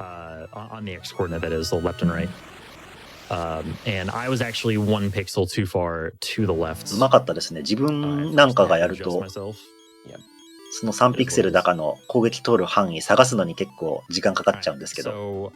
で、今からまあダンジョン6に向かうんですけど、ダンジョン6のあるターム遺跡というところに行くには、宝石、4種類の宝石がいります。その宝石がこのホロドラムの至るところに散らばっているので、それを回収するところからですね、まず。今入手したのは、バツかなあ、三角の宝石か。大地はもともと初代リメイクみたいな位置づけ、そうですね。だからマップとかボスとかが、特に初代のものが色濃く出てますね。で、この今宝石集めてるんですけど、本来だったらホロン村のお店で宝の地図っていうのを買っていかないといけないんですけど、高いので300ルピーだったか500ルピーだったかするので、そんなもん買わずに進んでいきます。今はおじいさんから丸の宝石もらいましたかね。おじいさん、確かダンジョン1から5をクリアしてないと丸の宝石をくれないので、ダンジョン6を先に攻略するというのは無理な感じになってます。で、村に戻って最初に僕と入手した勇者の洞窟の近所の海岸に行きますね。この辺りに最後のバツの宝石があります。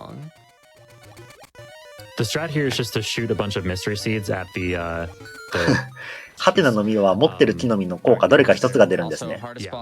で、今食台に頑張って火をつけようとしてましたけれども、アチチの実をセットして撃つよりも、ハテナの実を連射することでランダムで発生するアチチの実の効果を期待してたんですけど、全然出ませんでしたね。で、さっさの実を回収してダンジョン6のあるターム遺跡に向かってきます。で、ここに入手した宝石を埋めてきます。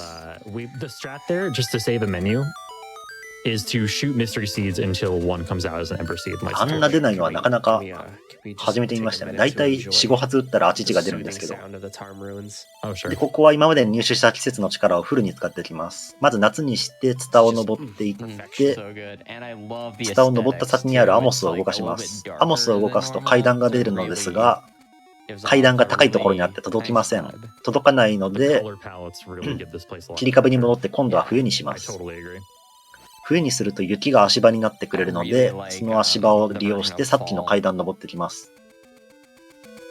登った先でアモスを動かして氷の上に置きます。そして冬から季節を変えると氷が溶けてアモスが水に沈むので、足場になって先に進むことができます。ここら辺の季節のギミックは面白いですね、かなり。で、秋に変えて、このキノコを持ち上げて進むんですけど、タコが邪魔ですね。で、森。ここ、いわゆる迷いの森みたいな感じなんですけど、時岡の。なんて言ったかな。季節を寒い順に変えていって、どんどん左に動いていくと、レベル2の剣が入手できます。寒い順なので冬、秋、春、夏かな。春と秋はそんな変わんないと思うんですけど、体感的に寒い順ということだと思います。で、レベル2ホワイトソードですね。本来このホワイトソードは、わらしべイベントをして今の寒い順っていうギミックを教えてもらってからしか取れないんですけど、教えてもらわなくてもそのギミックを知ってさえいれば入手できるので入手しました。で、今度は寒い順に変えて、マップを半時計回りに移動します。するとターム遺跡に着きますね。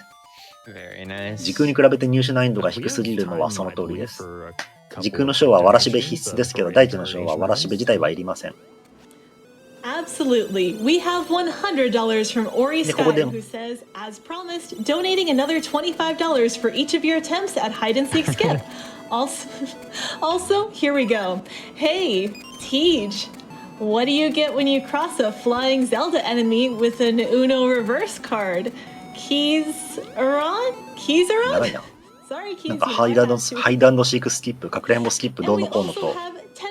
from Abutu, who says, Link's Awakening looks pretty different from what I remember. 聞いてよかったと思ったんですけど、ここも季節の仕掛けを頑張っていろいろ使ってダンジョン6に入ります。ダンジョン6に入る前になんか変な老人が、お前のやってること無駄だけどねとか忠告してくるんですけど、無視します。無視してダンジョン6古代の遺跡ですね。ダンジョンが確か1階がなんだかな 4×4 のマップ、2階が 3×3、3階が 2×2 みたいな感じでピラミッド型になってますね。まずダンジョン内を大きくマラソンして、この回転板の左側の部屋に行きます。左側の部屋で先ほど入手したマグネグローブを使って磁石を動かして遠く離れた位置にあるスイッチを押して小さな鍵を入手します。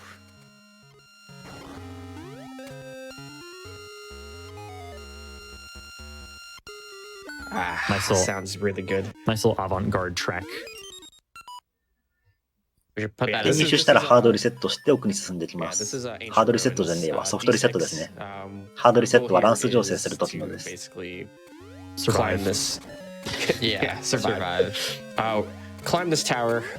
ここまたさっきの3マスジャンプがあります。注目です。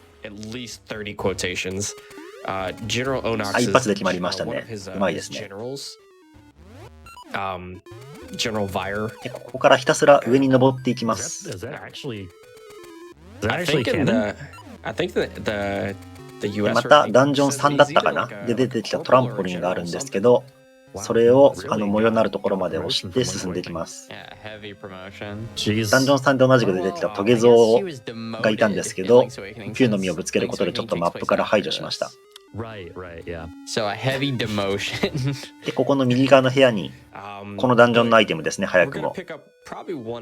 マジカルブーメランがあります。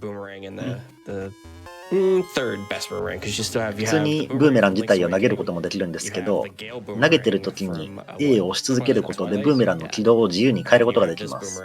ちなみにブーメランの横に今 L2 って書いてあるかと思うんですけど、これレベル2のことですね。実はレベル1のブーメランはスキップしてました。全然言えてなかったですけど。特にレベル1のブーメラン使うところがないので、スキップした感じですね。マジカルブーメランを入手したらまた1階に落ちてきて先に進みます。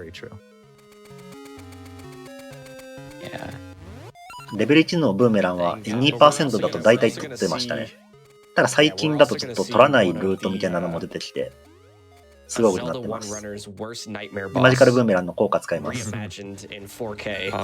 軌道を変えてスイッチを起動します。ここも軌道を変えてスイッチを起動してですね。でこの部屋でまた下に落ちます。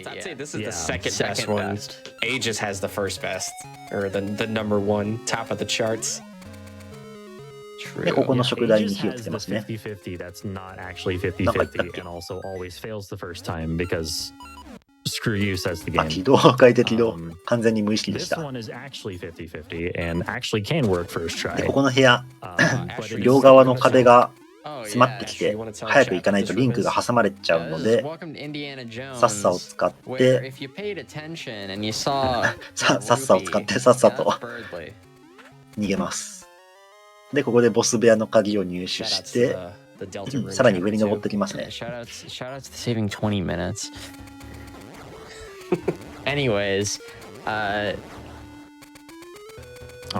この上に行くと中ボス部屋なんですけれども、中ボス部屋に小さな鍵がかかってるので、またここで下に降りて小さな鍵入手しに行きます。結構4階にもわたるダンジョンなので、こういった縦の仕掛けが結構ありますね、このダンジョンは。今のはやめようかと思ったんですけど、言っちゃいました。すいません。で、中ボスバイヤです。関西弁使うコウモリです。リンクの周りくるくる回るかリンクのあたりに突っ込んでくるので、そこを攻撃します。あ、うまいですね。今最後の一撃がリンクの周りを周回するパターンだったんですけど、そのパターンの時攻撃が全然当てられないんですね。だけど今タイミングよく当てましたね。むちゃくちゃうまい今のは。で、ここ運ゲーです。スイッチ2つあって片方が正解です。正解は毎回変わります。2回失敗。3回失敗。4回目で引きましたね。結構今まで解説聞いてくれてた方だとこう思う方もいますかね。スイッチ乱数調整して正解引くようにすればいいやんって思う方もいるかもしれないんですけど、最初の方でちょっとだけ言いましたけど、乱数調整敵の動きによって変わったりするんですね。正確には敵が動きなんだ方向転換した瞬間、方向転換する先を決めた瞬間だったかに乱数が動くんですけど、さっきのマップにいたキースとかが方向転換変えまくったりとかして常時乱数が変わるんですね。キースのいるマップで動きを固定するのがほぼ無理なので、さっきのとこまで乱数を維持するのがほぼ無理です。なんで運ゲーに挑んだ感じですね。Oh, by the way, this is Manhandla. Oh boy. ボステスチタートだったかな。本体の周りに花が4つあるのでパックみたいな、そいつが口を開けた時にマジカルブーメランをぶつけていきます。1つの口あたり3回ブーメランをぶつけると撃破できます。こいつ強いです。多分大地の章のボスの中で一番強いと言っても過言ではない。あ、でもうまいですね。花を全部壊したら本体にブーメランを3回当てて、中にある核を剣で切ると撃破です。で、6つ目の大地の断り、エッセンス、風の恵みですね。あとダンジョン2個です。早いですね。ちなみに自分はさっきのこのカテゴリーの自己ベはさっきのボスで多分1分半ぐらい遊んでます。それぐらい強いです、あいつ。It's not wind, it's General Mills. Fair enough. You pointed this out. You pointed. This is your fault. で、今からダンジョン7ですね。もうあとダンジョンも2個になりました。さっさの実を回収して、ホロン村から裏世界に行きます。Sounds good. We have $5 from Lilac Oligochi who says, "Hey Teach, good luck on your run. Oracle of Ages and Seasons is my childhood game and my favorite one in the whole series. So I'm glad to finally see one of your runs. Stay safe, everyone." Thank you so much. And if you 寄付してくれた人が思い出のゲームとか言ってたのかな、このゲームが。裏世界に住み着いてる海賊の船長に話しかけてハードリセットします。これからさっきの海賊の船長に依頼されて、ドラというまあなんか太鼓みたいなやつかな、海賊船で出港するときに叩いたりするやつを回収しに行くんですけど、そのドラが今から向かう砂漠にあるんですけれども、砂漠にあるいくつかあるアリ地国のうちの4カ所のうち1カ所にドラがあります。4カ所そのドラがあるところの候補があるんですけど、その一番近いアリ地国の中にドラが入るように乱数調整を今始めました。まず船の中の骸骨に話しかけて剣振りしますね。ごめんなさい、音わかんないです。剣振って乱数調整してると思っていただけるとありがたいです。で、上の方に行くとさっきの骸骨の頭があるのでそいつを持ってきます。正解なり地獄のところに行くとこいつが口をパクパクしだします。乱数調整ミスってますね。あ、乱数調整やり直すことに決めたみたいですね。It's also hard to hear the slashes on the level 2 sword because it makes a little sound. ちなみに剣レベル2、さっきホワイトソードを入手したんですけど、ホワイトソードだと体力がマックスの時に剣を振ると剣ビームが出るんですね。その剣ビーム、まあ普通に考えたらありがたい効果なんですけど、乱数調整するとなると剣の音が聞こえなくなるので、聞こえなくは違うか、聞こえにくくなるので、はっきり言って邪魔ですね。そんな効果いらなかったです、RTA 的には。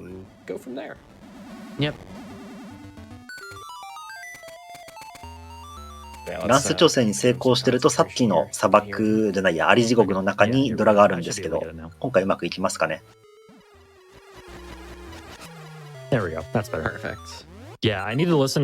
いけてそうですね。なんかパーフェクトとか言ってたの今。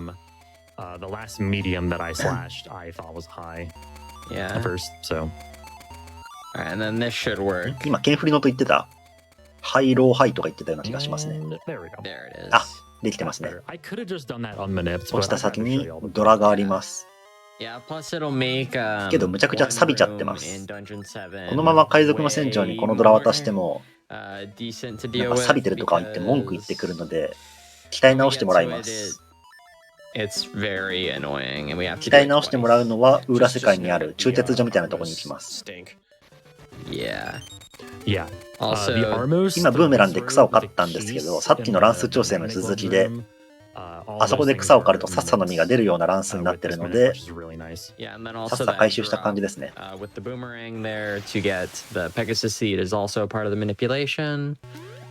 鍛えてもらう裏世界のなんて言うんだろう、あれ、中鉄所製錬所かなあるんですけど、職人がいるんですけれども、お願いしますじゃなくて、やれって言うと、やってくれるんですね。ちょっと変わってますね、やっぱ裏作り。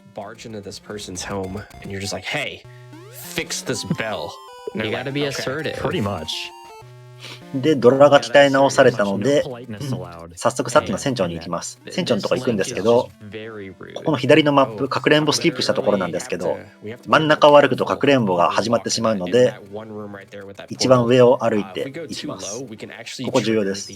下歩くとかくれんぼイベントが始まってしまって、2分弱ぐらいかかります。2分弱もかかんないかな。1分半ぐらいかな。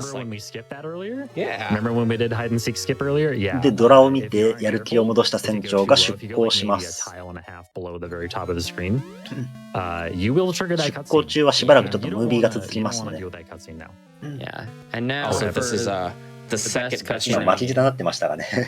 口が喋り続けてたから乾燥してきてちょっと滑舌が、元より良くない滑舌がちょっと悪くなってきましたね。ムービー中なんですけど、こいつら海賊なんですけど、久々の出港なんで船酔いしてしまうんですね。で、船酔いしてしまったので、すぐに陸に戻るんですけど、その先にダンジョン7があります。ちなみにさっきまで裏世界にいたはずなのに、なぜか船はホロドラムの世界に出てきます。つながってたんですね、この世界は。ムービー中話すことがないので、ちょっとだけ小ネタを話そうかと思います。このゲーム、カプコンの外注っていう話しましたけども、もともとはそのカプコンの社員であった、なんだっけ、藤林秀丸さんって方が、初代ゼルダのリメイクをさせてほしいって話で、任天堂に持ち出したのがこのゲームのきっかけなんですね。でそれがちょっと後々、いろいろ制作上難航したのもあって、大地の章、時空の章っていうのができたんですけど、この藤林さん、今、任天堂に移籍されてて、ゼルダのスカイボードソードとか、ブレス・オブ・ザ・ワイルドとかの、そういうでかいタイトルの今、ディレクター務めてますね。多分ゼルダむちゃくちゃ好きなんだろうなって感じの方ですね。で、着きました。この先にダンジョン7があります。ここも3マスジャンプです。うまいですね。本来季節をいろいろ変えて進まないといけないんですけど、この3マスジャンプすることによって季節のギミックを無視して進めます。ダンジョン7冒険者の墓ですね。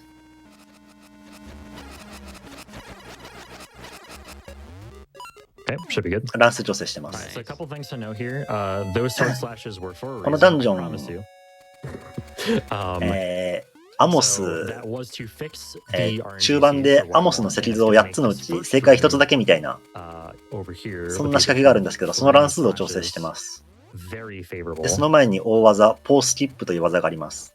今いる部屋、食台が4つあるんですけど、その食台の火が全部消えてしまうと、ダンジョンの入り口に戻されるみたいな仕掛けがあります。この火が消えないようにして進むんですけれども、おっと。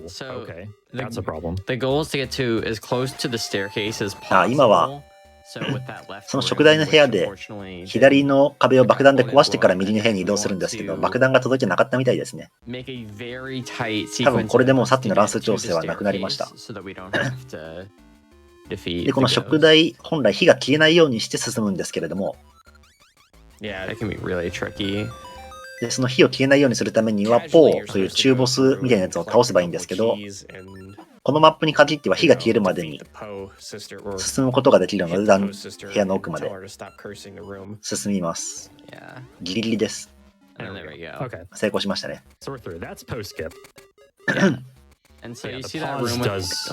で、この部屋でまたトランポリンで上に登って、小さな鍵を入手。で、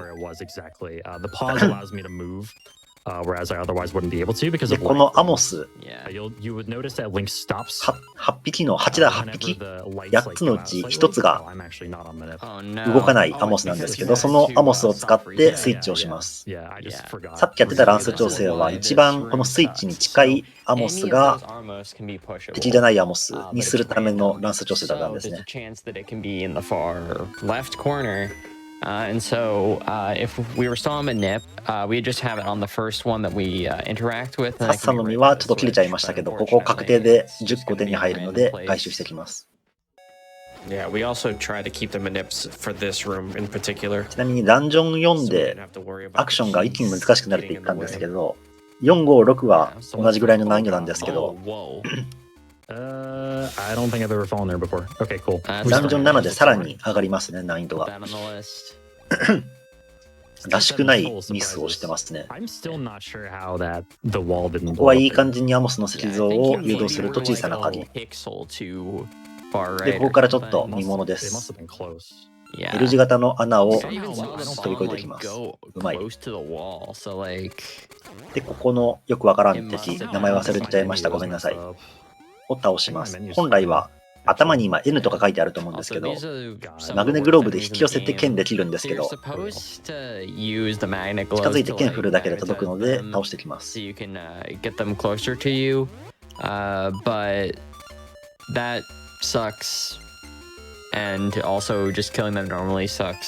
もう一度さっきのアモスのゲームをします。さっき食台の部屋でポースキップって技、ちょっとすいません、説明雑で分かりづらかったかと思うんですけど、同じように食台が消える間に移動しないと、入り口に戻される部屋がこの後もう一箇所あります。ただそこの部屋だけはどうしても、どうあがいても食台消えるまでに移動できないので、ここでポーを倒します。食台に火をつけると、そのポーが出てきます。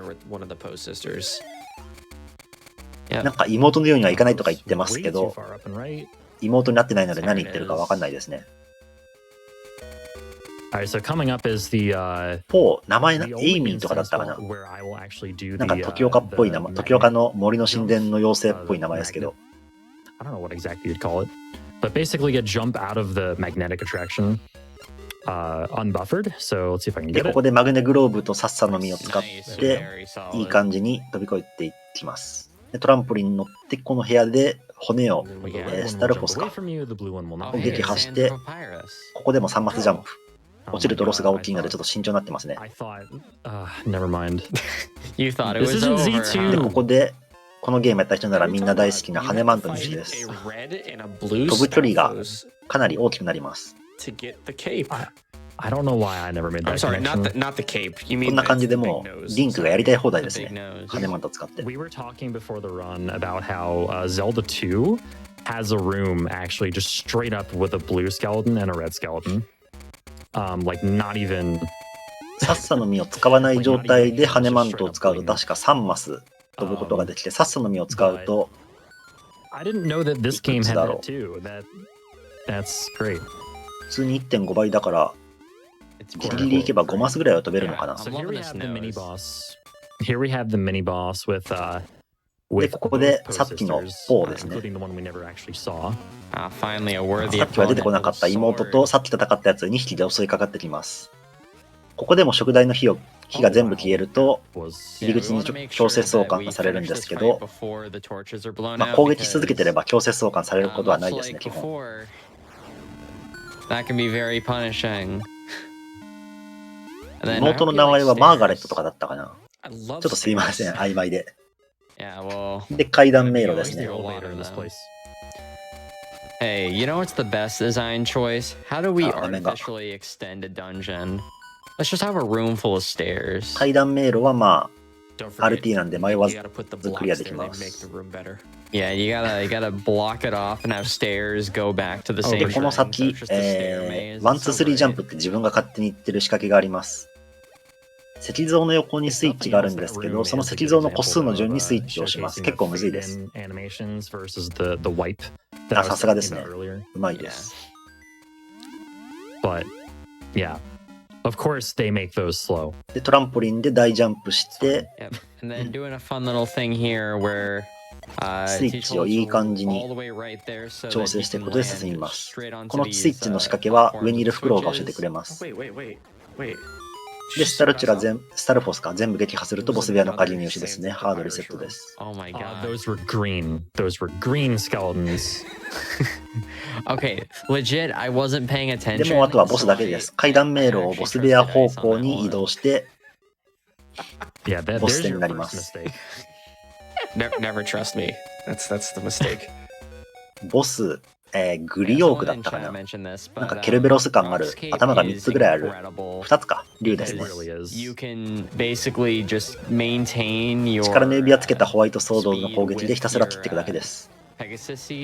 撃破したかと思ったら骨の状態になっても戦い続けるので、骨状態になった後も切っていけば撃破ですね。Gliok guards the seventh essence of nature. Oh no. Which I'm not gonna mention what exactly 7つ目のダンジョンクリア、7つ目のエッセンス、身の恵みですね。あとダンジョン1個だけです。It's the seed of life. Essence. Yes. これまでダンジョンクリアした後はマカの木がこんな感じで毎回話しかけてきて、次のダンジョン断りがあるのはここだよみたいな感じで教えてくれたので、それをヒントに攻略してたんですけど、最後の断りはどこにあるか分かんないやって言ってきます。Yo, I like really cool. なんで自力で探すしかないのですが、今からオープニングで、映ってた崩壊してた四季の神殿に向かいます。四季の神殿の跡地ですね。四季の神殿の跡地でちょっとこのマントアクションが光ります。今から行きますね。雪をスコープでどかして、この上のマップでマントですごい飛びます。ちょっと見物というか、一発成功するか分かんないので見てみましょう。ああ、うまかったけど、テクタイトが邪魔でしたね。うまいですね、でも。めちゃくちゃ飛べます。That's never happened before. 本来は左側じゃないや、右側にある切り株で秋に変えて、あの穴を落ち葉で埋めて足場を作って進んでいくんですけど、それをスキップしてます。で、裏世界の溶岩に爆弾入れるとめちゃくちゃ噴火します。裏世界での噴火なのになぜか噴石が現実世界にも来て、四季の神殿跡地がさらにぶっ壊れます。Yep, this entire environment is absolutely destroyed. The ecosystem is gone. It's just full of water. 花火はまずい。It's okay though because we need to do this to advance. It's needed, required.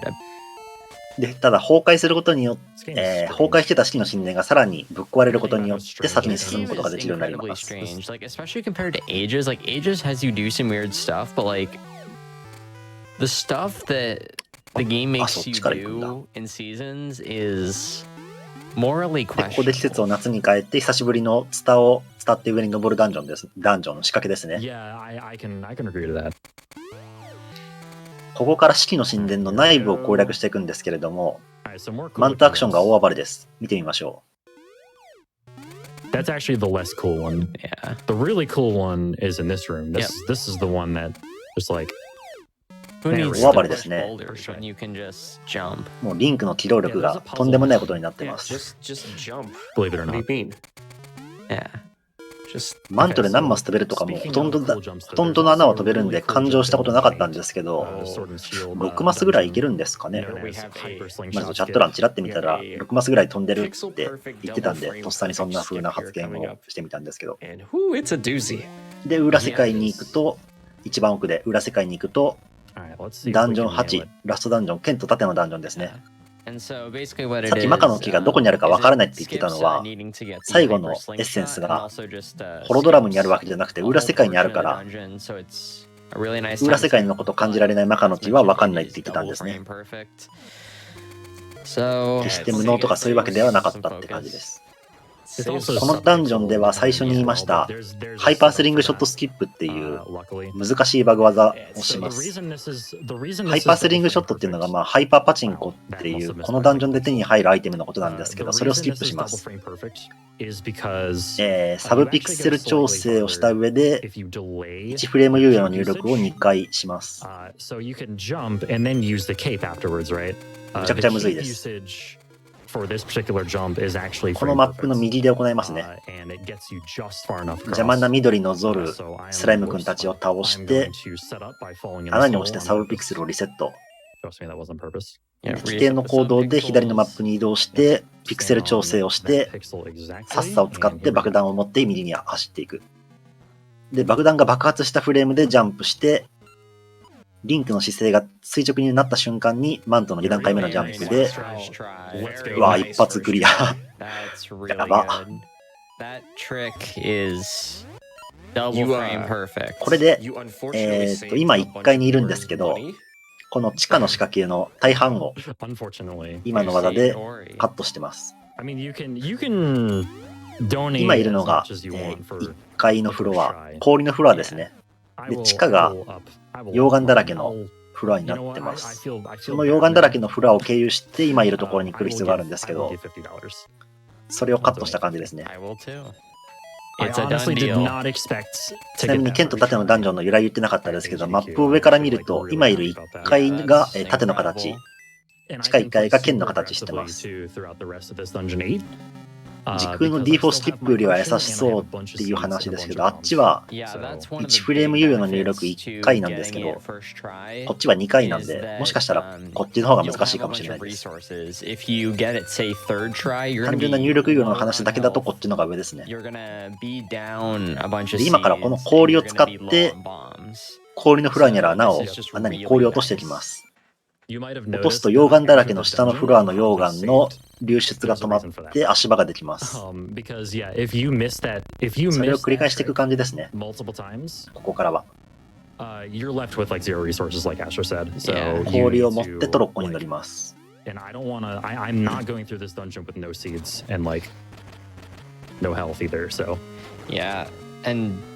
うはならんやろ。なっとるやろがいってことでね。ここでも穴に氷を落として溶岩の流出を止めます。Taking these ice crystals from that room and dropping them down these holes. You don't need to drop them down every hole. You just need 3 of them. Yeah. And we're 2 out of 3 so far. で、ここで鍵を開けて、扉を開けてか。一時的に下のフロアに行って、歩けるようになった溶岩地帯を伝って、小さな鍵入手します。小さな鍵入手したらもう一度上のフロアに戻って、トロッコの位置調整のためにトロッコに乗って上の部屋に行きます。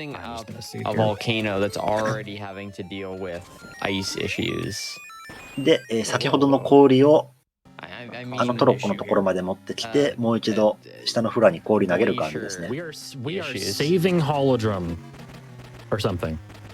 ちなみにこの氷を投げる箇所が4箇所あるんですけど、うち1箇所は必須ではないので無視します。スイ君。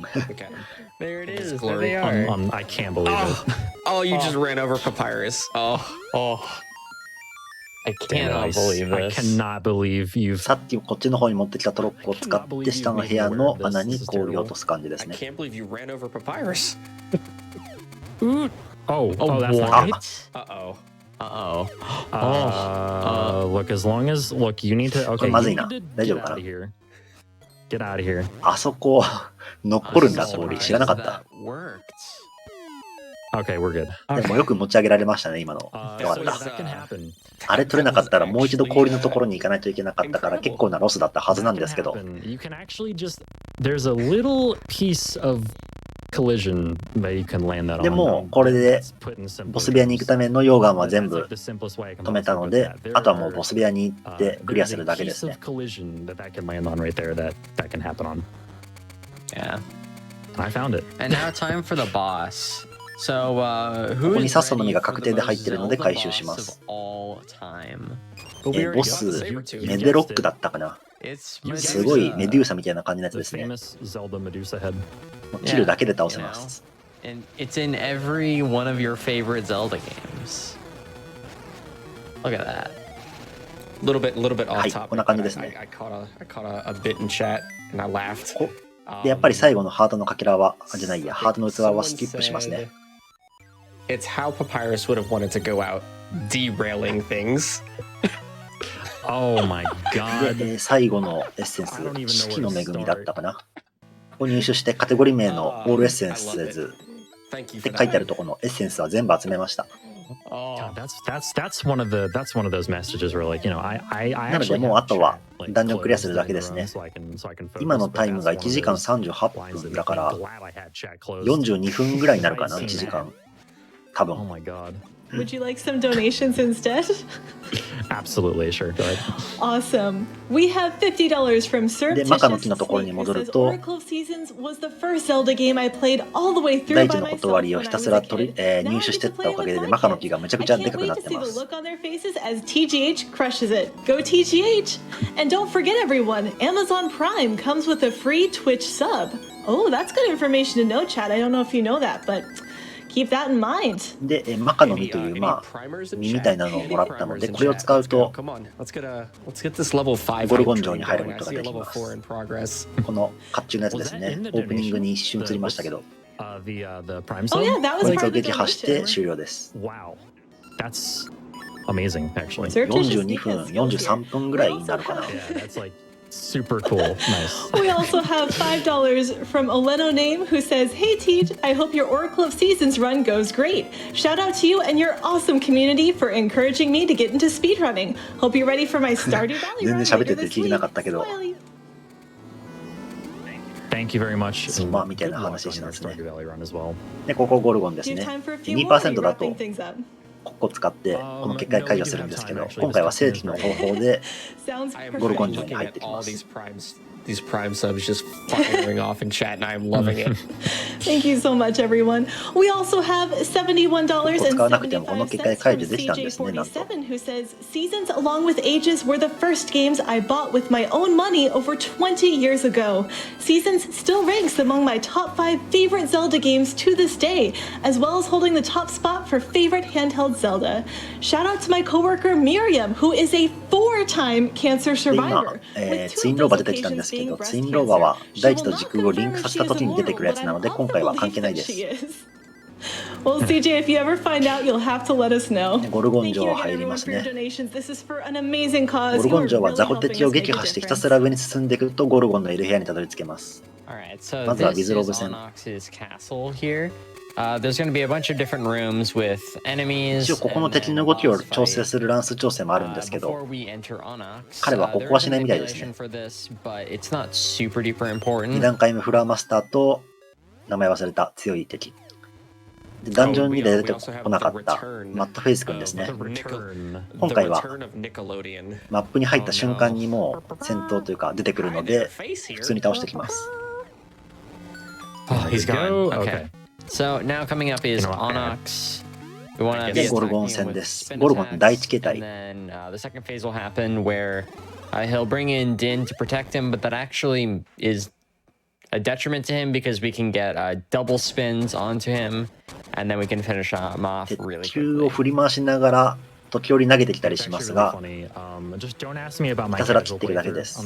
このゴルゴン、鎧の状態、今の状態だと通常切りが通じないので回転切りをしてきます。で、ある程度ダメージ与えるとディンを縦にしてくるんですが、ディンもろとも切ってきます。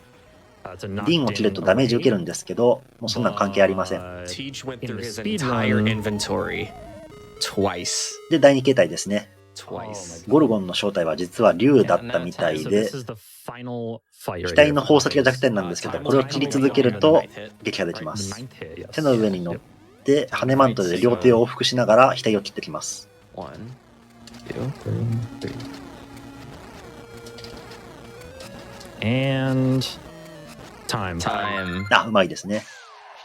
最後の一撃与えてテキストが出た瞬間、タイマーストップです。42分。十分早いですね。42分って、スピードラン .com 上で多分5位とか6位ぐらいの人のタイムの数。早いですね。GG ですね。ということで、一応大地の章はこれで終わりですね。感想した感想言ってますかね、今。You can find me on YouTube, Twitter. 一応彼の TGH さんの自己ベが35分50秒、1時間35分50秒なので、自己ベプラス7分ということですかね。EST も結構攻めた感じのタイムだったかと思います。がやはりワールドレコード保持者ということで、素晴らしいプレイでしたね。お疲れ様でした。はい、解説ありがとうございました。全体通していかがでしたでしょうか。そうですね、やっぱうまいですね。結構大事なアクション重視のゲームなので、アクションの難易度が結構高いんですけど、結構涼しい顔してさらっと決めてたんで、びっくりしましたね。そうですね、解説もずっとご自身でもなんかコメントされていたりしてましたもんね。そうですね、結構忙しかったですね、喋ること。あんまちょっとちゃんと伝えられてなかったかもしれないですけど、こんな感じのゲームですね、大地の章は。はい。解説することは以上ですかね。ありがとうございます。最後にもしか何か告知とか宣伝とかされたいことあればと思いますが、いかがですか？そうですね。じゃあ、この不思議の木の実のゲーム、2001年の2月27日だったかに発売したゲームで、来月の2月の末で21年目になる、21周年になるんですけど、毎年その時期に大地の章と時空の章のレースが行われてまして、詳細な話、ディスコードの木の実サーバー上で話されてるんですけれども、そのサーバーへの招待リンクがスピードラン .com の、不思議の木の実大地の章時空の章のページにあるので、気になる方はよかったら見てみてください。以上です。はい、ありがとうございます。長時間の解説ありがとうございました。ありがとうございました。はい。では、ゼルダの伝説不思議の木の実大地の章はここまでとさせていただきたいと思います。解説しばづけさんでお届けしました。拍手のほどよろしくお願いします。ありがとうございました。ありがとうございました。失礼します。はい、それではですね、私の方も次のゲームの準備に入っていきたいと思いますので、このまま少々お待ちください。Make sure you go follow Tej. Yeah, please. Tej is a wonderful, wonderful person. Indeed. Yeah, hope you all enjoyed the run, and I'll see you around. Enjoy the rest of the marathon. Peace. Yep, peace. See ya. Wow, can we get one more virtual round of applause for that incredible Oracle of Seasons run? Again, there were 2 double frame perfect tricks in it, which seems like a perfect thing for 2022. We're gonna head to a quick break, but don't worry, we're gonna be back with some more amazing runs like Dead Space 2, so stick around and we'll see you again soon.